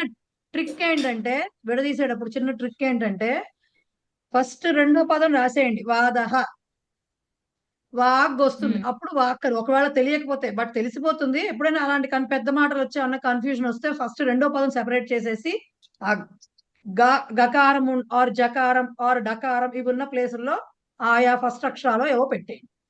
బృహద్గాత్ర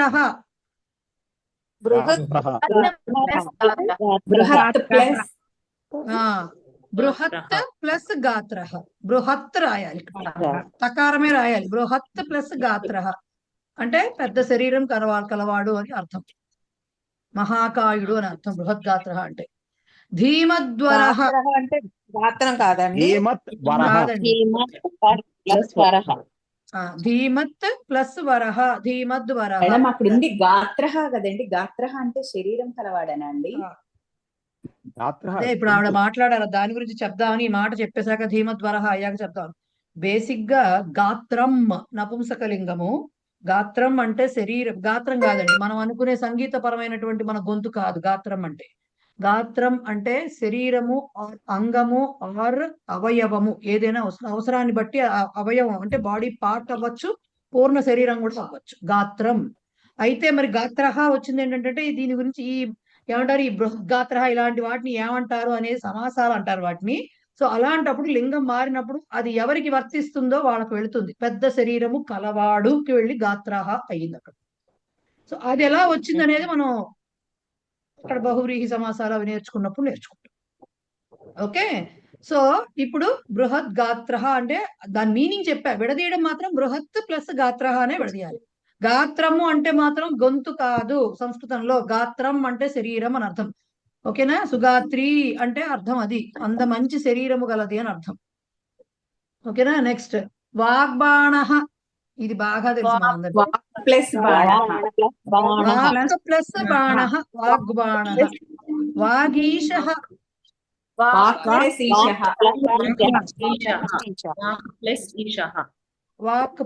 ఈశ. మహదస్తి, మహత్ ప్లస్ అస్తి. షడ్వాదనే, షట్ ప్లస్ వాదనే.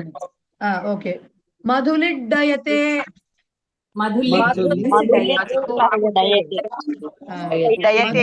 దీనికి మీనింగ్ చెప్తా. మధులిట్ ప్లస్ డయతే. డయతే అంటే మీకు తెలుసు ఎగురుతున్నది అని. మధులిట్ అంటే మన ఇవి సీతాకోచిలకలు, తుమ్మెదలు, తుమ్మెదలు అంటాం కదా, తుమ్మెద. మధువుని తీసుకునేది ఏది? తుమ్మెద. అదే తుమ్మెదండి, భ్రమరము అదే తుమ్మెద.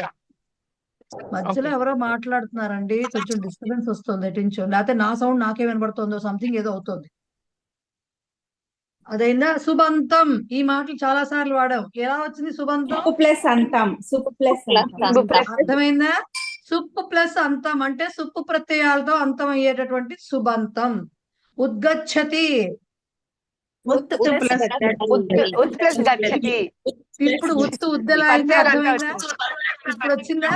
ఉత్ ప్లస్ అందుకని అసలు రూల్ ఇట సందులు చదువుకునేటప్పుడు వ్యంజన సందులకి రూలు ముందు జస్త్వం చెయ్యాలట. అది పక్కన పదం ఉండని ఉండకపోని ముందు జస్త్వం చెయ్యాల్సిందేట. అయ్యే ఛాన్స్ ఉంటే జస్త్వ నిబంధన ప్రకారంగా జస్త్వం చేసిన తర్వాత మిగతా సందుల గురించి ఆలోచించాలట. బట్ కొన్ని సందర్భాల్లో మరి రావట్లేదు కదండి అంటే దానికి మళ్ళీ డిఫరెంట్ సందులు అయ్యి ముందుది వెనక్కి ముందుకు అయ్యి మొత్తానికి పదం ఏర్పడుతుంది. సో ఇదంతా మహాతెరకాసు కాబట్టి అంత వద్దు అని సింప్లిఫై చేసి చెప్పారనమాట మీ వరకు. సో ఉత్ గచ్చతి ఉద్గచ్చతి అవుతుంది. పక్కన పదం ఉన్నా లేకపోతే అది మారుతుందండి.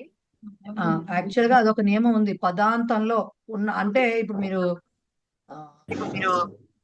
ఒక్క నిమిషం, సహా అవదత్ వాక్యం ఏతత్ అని రాశారు అనుకోండి, రాయొచ్చు కదా, ఎట్లా రాయొచ్చు. సహా ఏతత్ వాక్యం అవదత్ అని మనం రాస్తాం మామూలుగా. అలా కాకుండా సహా అవదత్ ఏతత్ వాక్యం ఏతత్ అని చెప్పాను నేను. సేమ్ అదే చివరికి ఏతత్తో ఎండ్ అయిపోయింది కదా, ఫుల్ స్టాప్ ముందర వచ్చింది ఏతత్, అప్పుడు కూడా ఏతద్ అవుతుంది అది. అలాంటి రూల్ ఉంది, అది మీకు చెప్పలేదు ఇక్కడ. దీంట్లో చెప్పాగా అన్ని చెప్పరు, అది వచ్చిన బాధ. సో అలా దకారంతో ఎండ్ అవుతుంది అది. సో అబాదీనా లాస్ట్ వన్ చెప్పండి.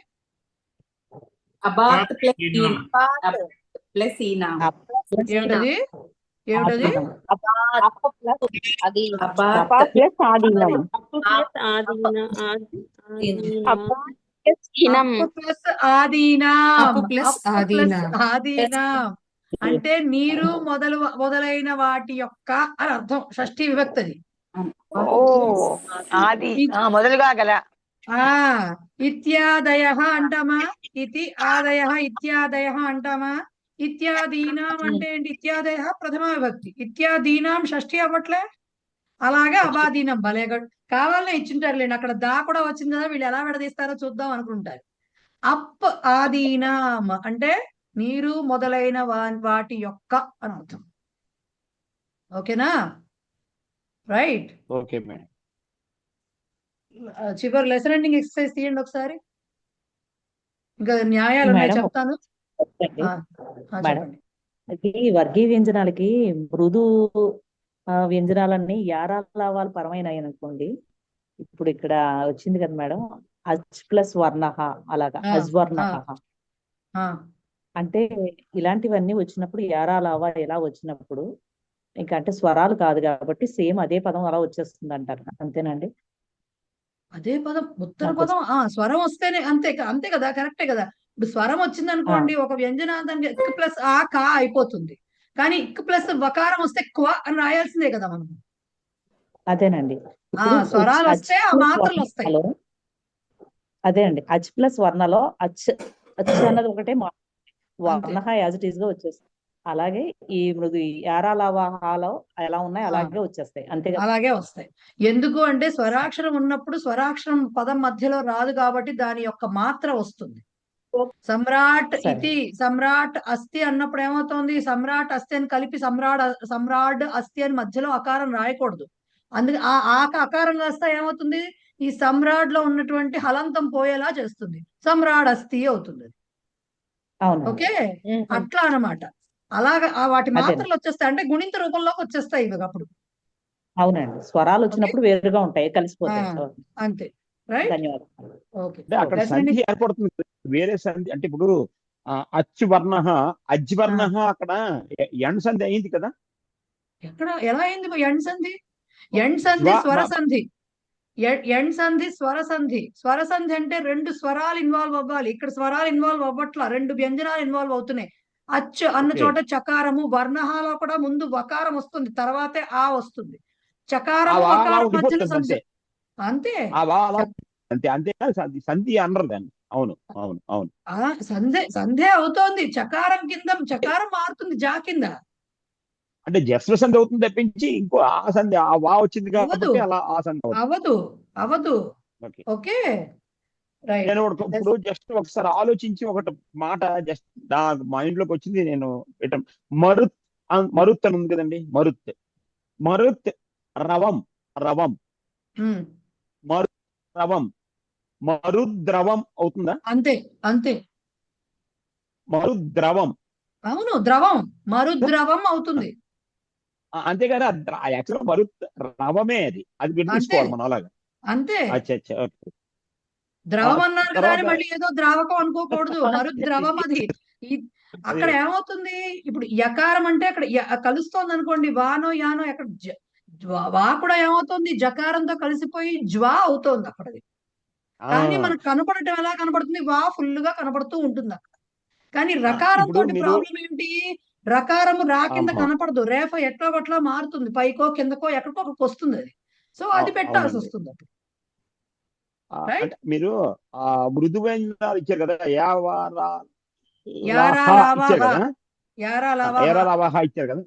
ఇచ్చారు కదా. దాంతో అన్ని ఇక్కడ ఎగ్జాంపుల్స్ ఇవ్వలేదు. ఇప్పుడు మరుత్ రవం అన్నది అది రాలేదు దీంట్లోను. అలాగా అంటే అది ఉండకపోవచ్చు ఆ మాట. తత్ వృష్టి తద్వృష్టి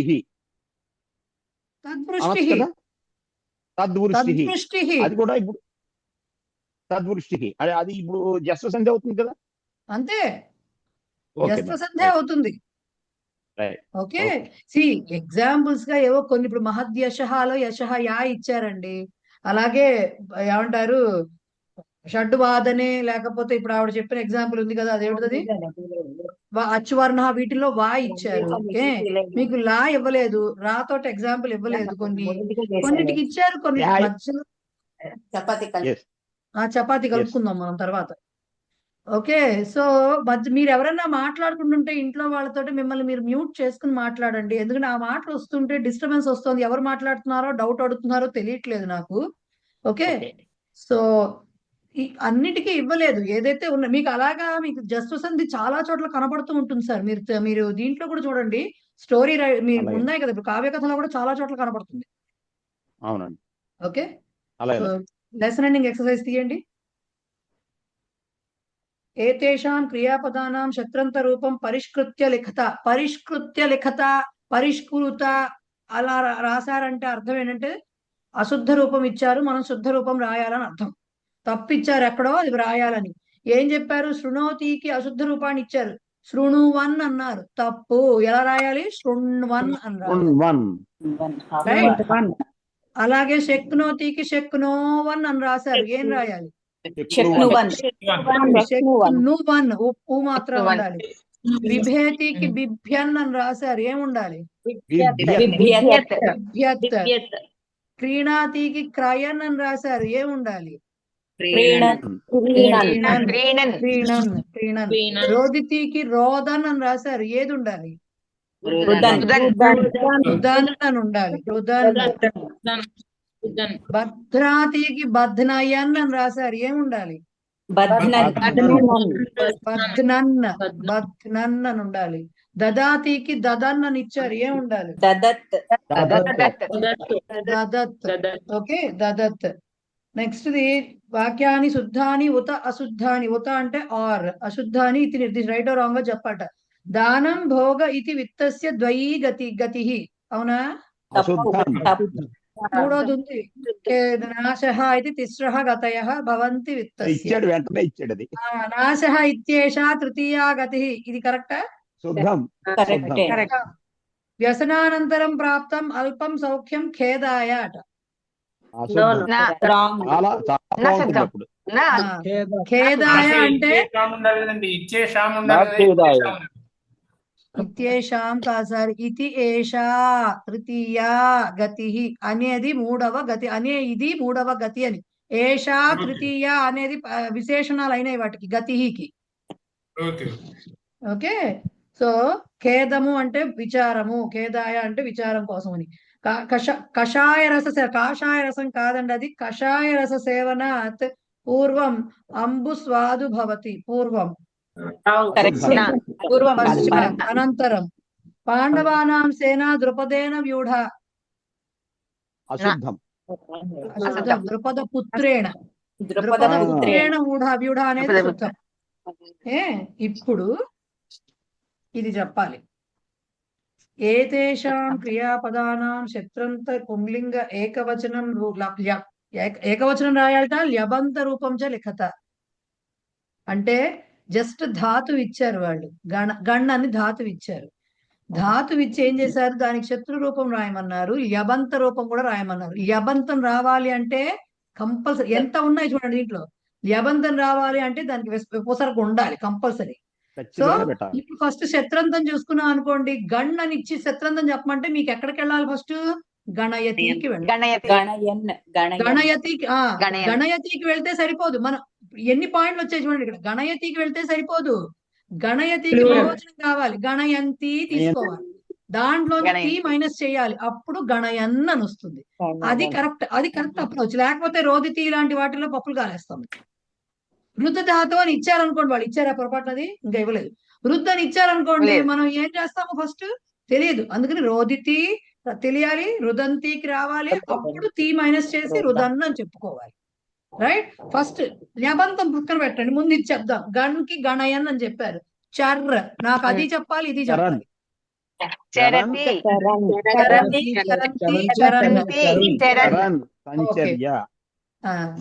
మీరు చెప్పకూడదు చెప్పాను ఇప్పుడే. మూర్తి గారు మీకు మైనస్ మార్క్, మీకు మైనస్ మార్క్, మూర్తి గారికి మైనస్ మార్క్. చీకి వెర్బ్ ఏంటి చెప్పండి నాకు ఫస్ట్. చీ అనే దానికి వెర్బ్ బహువచనం చినంతి ఎవరో కరెక్ట్ చెప్పారు. చిన్వంతి. చిన్వంతి. శృణోతికి శృణ్వంతి కదా, శక్నోతికి శక్నువంతి కదా, చినోతికి చిన్వంతి. చిన్వంతి. ఇప్పుడు దానికి శత్రు రూపం చిన్వన్. అందుకని ఆ రూపం తెలియాలి. పుంలింగ రూపసిద్ధి శత్రంత రూపం సిద్ధి జరగాలంటే ఇవి తెలియాల్సిందే. చింత చింతయతి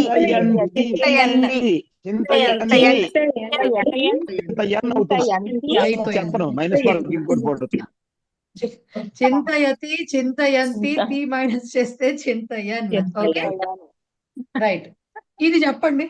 ఎవరు పుస్తకంలో ఆన్సర్ చూడకుండా చెప్పాలి. చీత చూడట్లే మ్యామ్.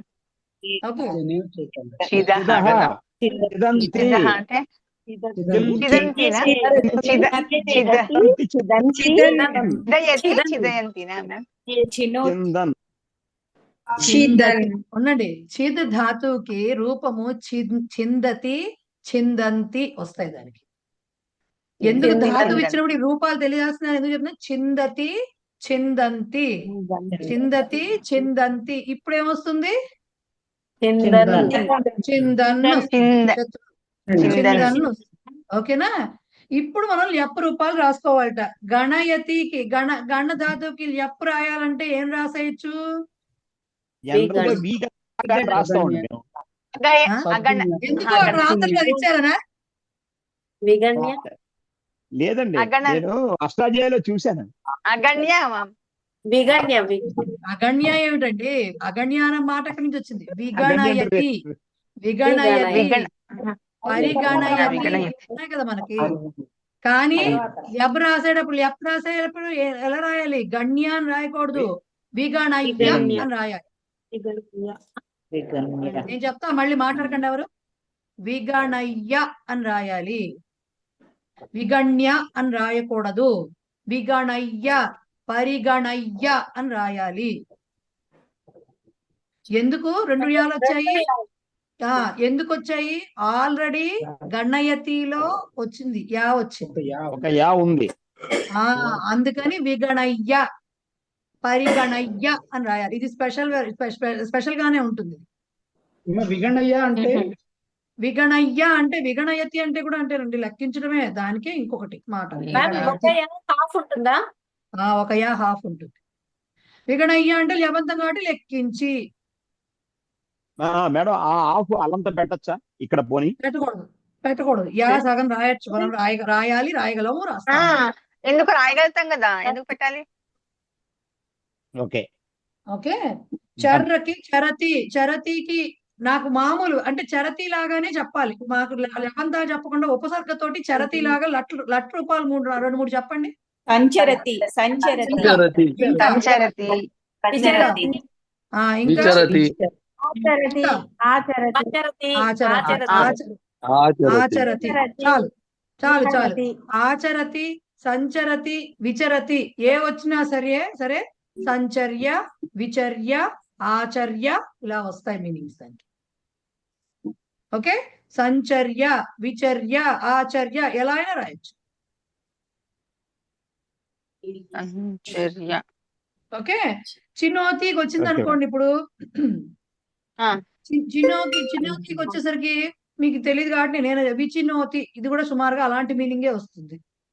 విచినోతి, సంచినోతి కూడా వస్తుంది. సంచినోతి అంటే ఏంటంటే పోగు చేసుకోవడం. సంచినోతి అంటే.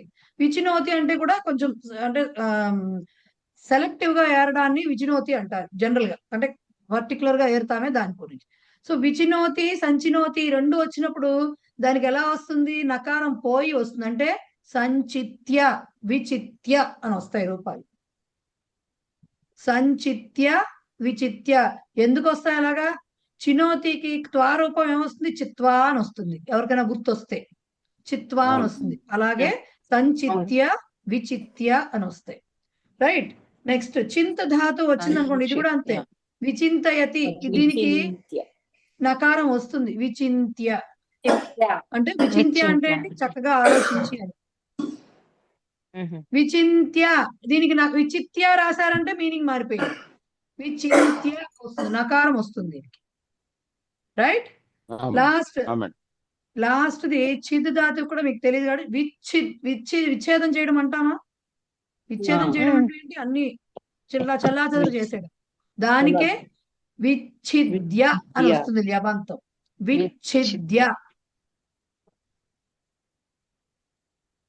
ఓకే, దాంట్లో ఉంటుంది విచ్ఛిద్య. రైట్.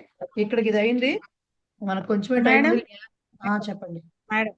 ఇక్కడ పద సంగ్రహంలో ఇదే పాఠంలో పద సంగ్రహంలో చింతయతి అనే దాంట్లో చింతయ మానహ అని ఇచ్చారు. అదేంటి మేడం? అది ఇంకా మీకు చెప్పలేదు. శానత్ ప్రత్యయం వచ్చింది కదా, అప్పుడు వచ్చినప్పుడు చెప్తాలేండి. అది అవి తర్వాత చెప్తాను నేను. శానత్ ప్రత్యయం తర్వాత చెప్తాను. ఇప్పుడు కాస్త టైం ఏముంది. లౌకిక న్యాయాలు చెప్పి లెసన్ కంప్లీట్ చేయాలి, క్లాస్ కంప్లీట్ చేయాలి. డౌట్స్ ఏమన్నా ఉంటే గురువారం చెప్తాను. ఓకేనా? మహోదయ సంస్కృతంలో విచ్ఛిన్నం అని లేదా? ఉంది, అది కూడా ఉంది. విచ్ఛిన్న అక్తా ప్రత్యయం. అది ఇక్కడ రాదు కదా? అది ఇక్కడ ఎప్పు కదా అడిగింది వాళ్ళు. ఓకే సార్, అయితే ఉంది వర్డ్ విచ్ఛిన్నం. మేడం ఇక్కడ మనకి పద సంగ్రహాల్లో చిదిర్ అని ఒక ధాతువు ఇచ్చారు కదండి. అదిను ఇప్పుడు మనకి ఇక్కడ చిదహ అనేది ఒకటేనండి, అది వేరు వేరు అంటారా? రెండు వేరు వేరు అంటే యాక్చువల్ ధాతువు ఇస్తారు పద సంగ్రహాలో. ఇక్కడ కొద్దిగా రూపం మార్చి చిద్ అసలు యాక్చువల్ చిదహ అని పడకూడదు, చిద్ అని పడాలి. అక్కడ అలా పడింది. అంటే ఇక్కడ కూడా అంటే చినత్తి అని ఇచ్చారు కదా, అందుకని మన లట్లక రూపం చినత్తి అని ఇచ్చారు. ఇక్కడేమో మనం చిందతి అన్నాము. రెండు కరెక్టేనా అండి? చిందతి కూడా అదే అనొచ్చు. రెండు ధాతువులు కూడా ఉండుండొచ్చండి. ఒకసారి అష్టాధ్యాయిలో వెరిఫై చేసుకోవడమే. ఓకే ఓకే, కొంచెం దగ్గరగా ఉన్న ధాతువులు ఎప్పుడు కన్ఫ్యూజన్ ఒకసారి అష్టాధ్యాయిలో మనం క్లియర్ చేసుకోవచ్చు. రైట్. లౌకిక న్యాయాలు ఇంకేదైనా డౌట్స్ ఉంటే దయయుంచి, లేదంటే మళ్ళీ ఇంకో సెషన్ లాగిన్ అవుతానంటే ఇంకో 10 నిమిషాలు మీ ఎన్ని డౌట్లు ఉన్నా తీరుస్తాను, నాకేం బాధ లేదు. సో లౌకిక న్యాయాలు దేహలి దీప న్యాయం అన్నట్టు ఒకటి, సూచి కటాహ న్యాయం అని ఒకటి ఉన్నాయండి. ఏమీ లేదు దీంట్లో. దేహలి దీపం అంటే ఢిల్లీలో పెట్టిన దీపం అని కాదు అర్థం. దేహలి అంటే గడప అని అర్థం, థ్రెషోల్డ్ అని అర్థం. ఎక్కడో ఢిల్లీలో మోడీ గారు వెలిగిస్తే దీపం ఇక్కడ మనం చదువుకోవడం కాదు. గడప మీద పెట్టినది. ఇప్పుడంటే మనకి ఇన్వర్టర్లు వచ్చేసాయి, కానీ ఇది వరకు దీపాలు పెట్టుకునే టైంలో ఏం చేసేవారు, దీపం వెలిగించినప్పుడు 2 గదులకి మధ్యలో గడప దగ్గర గడప మీద పెడితే అటు ఇటు కూడా వెలుతురు వస్తుంది కదా. సో అలాగా పెట్టింది ఒకటే దీపం, కానీ 2 గదుల్లో వెలుతురు వస్తూ ఉంటుంది. దేహలి దీపం కాబట్టి అంటే ఎలా చెప్తాం దీనికి, ఒకటే దెబ్బకి 2 పిట్టల టైప్ అన్నమాట ఇది. సో ఒకటే పని దాని, కానీ లాభాలు మాత్రం 2. సో దానికి అలాంటి సందర్భాల్లో దేహలి దీప న్యాయ ప్రకారం ఉంది అని చెప్తారు. ఓకే. రెండోది అంతమించి ఇప్పుడు చెప్పేది ఏమీ లేదు. సూచి కటాహ న్యాయం అంటే ఏంటంటే, సూచి అంటే సూది ఎంత ఉంటుందో మనకు తెలుసు కదా, చిన్నగా ఉంటుంది. కటాహం అంటే పెద్ద పెద్ద గిన్నెలు మనం ఉంటాయి, గుండిగలు, పెద్ద పెద్ద పాత్రలు ఉంటాయి కదా, పెద్ద పెద్ద వంటలు చేసేప్పుడు వాటిని కటాహం అంటారు. సో ఒక పాత్రలు చేసే వాడి దగ్గరికి వెళ్ళి సూది చేయించుకోవడానికి ఒకడు వెళ్ళాడు, పెద్ద ఆ పాత్ర చేయించుకోవడానికి ఒకడు వెళ్ళాడు. వాడు ఏం చేస్తాడు, మనకు చాలా సార్లు షాప్స్ లో సూపర్ మార్కెట్స్ కి వెళితే మనమేమో పెద్ద బుట్ట నిండా పట్టుకుని వస్తాం ట్రాలీలో. ఎవరో ఒకళ్ళు పాల ప్యాకెట్, ఓ చిన్న బిస్కెట్ ప్యాకెట్ మాత్రమే తెస్తారు. ఏమంటారు ముందు వాళ్ళు, కౌంటర్ లో వాళ్ళైనా అంటారు, లేకపోతే పక్క వీళ్ళైనా ఒక్క ప్యాకెట్టేనండి వేయించేసుకో అంటారా అనరు. వాళ్ళకు కూడా ఒక బిల్లు అయిపోతుంది, ఒక మనిషి అక్కడి నుంచి వెళ్ళిపోతాడు కదా ఫస్ట్. సో సేమ్ అన్నమాట, అదే న్యాయం ఇక్కడ. వీడు సూది మాత్రమే చేయించుకోవడానికి ఇంత పెద్ద గిన్నె చేయాలంటే వాడికి ఎంత సమయం పడుతుంది, ఇంత చిన్న సూదికేమో చాలా తక్కువ సమయం పడుతుంది. సో ఒకడు వెళ్ళిపోతాడు, చేయించుకుని ఒక పని పూర్తయిపోతుంది, టిక్కు పెట్టేసుకుంటాడు, వాడు వెళ్ళిపోతాడు. అలాంటి సందర్భాల్లో ఫస్ట్ పెద్ద పని చిన్న పని ఉన్నప్పుడు ముందర చిన్న పని చేసుకుంటూ వెళ్ళాం అనుకోండి, మనకు ఆ పనులు అయిపోయినాయి అని. లేకపోతే ఈ పెద్ద పని ఎన్నాళ్ళకి కాదు, ఇంకా ఆ చిన్న పని మిగిలే ఉంటుంది. అలాంటి సందర్భాల్లో ఇది నా నోటి మాటగా చెప్పా, సూపర్ మార్కెట్ ఎగ్జాంపుల్ ఎవరు పరీక్షలో రాయకండి ప్లీజ్. సో ఇది ఊరికేనే మనకు అర్థం అవడం కోసం చెప్పిన విషయం ఇది. కాబట్టి ఫస్ట్ ఎందుకు ఆడవాళ్ళకి బాగా ఎక్స్పీరియన్స్ అవుతుందండి, మనకి లిస్టులు ఉంటాయి. రోజు పొద్దున్న లేవగానే పెద్ద పనులు లిస్ట్ ఉంటుంది కదా, దాంట్లో ముందర పిల్లలకి చడేయడం కూడా ఒక లిస్ట్ ఉంటుంది. దాంట్లో దానికంటే చిన్న పని ఇంకోటి ఉంటుంది, బట్టలు ఉతకడం దానికంటే పెద్ద పని. రెండిట్లో వాటి టిక్కు పెట్టుకోవాలని ముందు ఆ పని చేస్తామా చేయమా? ఇది మన అందరికి అనుభవం అయ్యేదే కాదా చెప్పండి? నవ్వులాటగా అనిపిస్తుంది కానీ అదే విషయం. ఫస్ట్ ఇంత పెద్ద పనుల లిస్టుల్లో ముందర చిన్న పనులను కనుక కంప్లీట్ చేసుకుంటూ వెళితే పనుల సంఖ్య తగ్గిపోతుంది, ఒక్కటే పెద్ద పని మిగులుతుంది. రైట్? సో అదనమాట సూచి కటాహ న్యాయం. ఇది బేసిక్ గా దాన్ని మీరు మీ ఇష్టం మీ భాషలో రాయండి. మరీ హాస్యాస్పదం కాకుండా టైం వేస్ట్ కాకుండా కాపాడుతుంది అనమాట అలా చేయటం వల్ల. అదే వాళ్ళు చెప్పింది. రైట్? సో ఇక్కడికి లెసన్ రెండో లెసన్ అయిపోయింది. నాకు తెలిసి ఇవాళ మీకు ఎక్సర్సైజ్ వస్తుంది. ఫస్ట్ 2 lessons కి కలిపిన ఎక్సర్సైజ్ ఇవాళ వస్తుంది. చూడాలి, అదే పెట్టినట్టున్నాను నేను, అది వస్తుంది. రైట్? మళ్ళీ గురువారం క్లాస్ లో 3rd లెసన్ స్టార్ట్ చేద్దాము. ఏం లేవు కదా ఇంకా చెప్పాలా? లాగిన్ అవ్వాల్సి ఉంటుంది మేడం. ఏంటండి 3 ఉంది, ఏంటన్నారు వినపడలా? 3 నిమిషాలే ఉంది. మళ్ళీ లాగిన్ అవ్వాలి. మీరు మళ్ళీ ఎందుకు అనవసరం? అక్కర్లేదు. ఎందుకు ఏకతా మంత్రం పాడేసేయండి మల్లీశ్వరి. ఒకవేళ ఏకతా మంత్రం అయ్యాక కావాలంటే మాట్లాడదాం.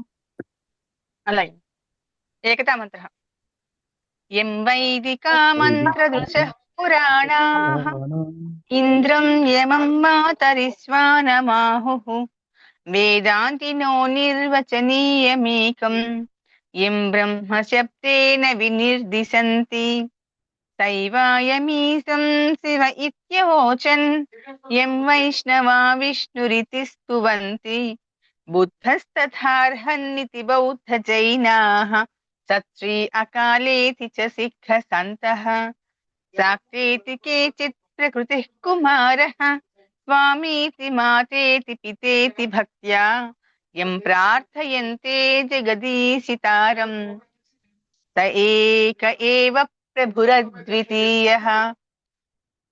శాంతి మంత్రః ఓం సర్వే భవంతు సుఖినః సర్వే సంతు నిరామయాః సర్వే భద్రాణి పశ్యంతు మా కచ్చిత్ దుఃఖభాగ్ భవేత్. ఓం శాంతి శాంతి శాంతి. ధన్యవాదాలు మహోదయ.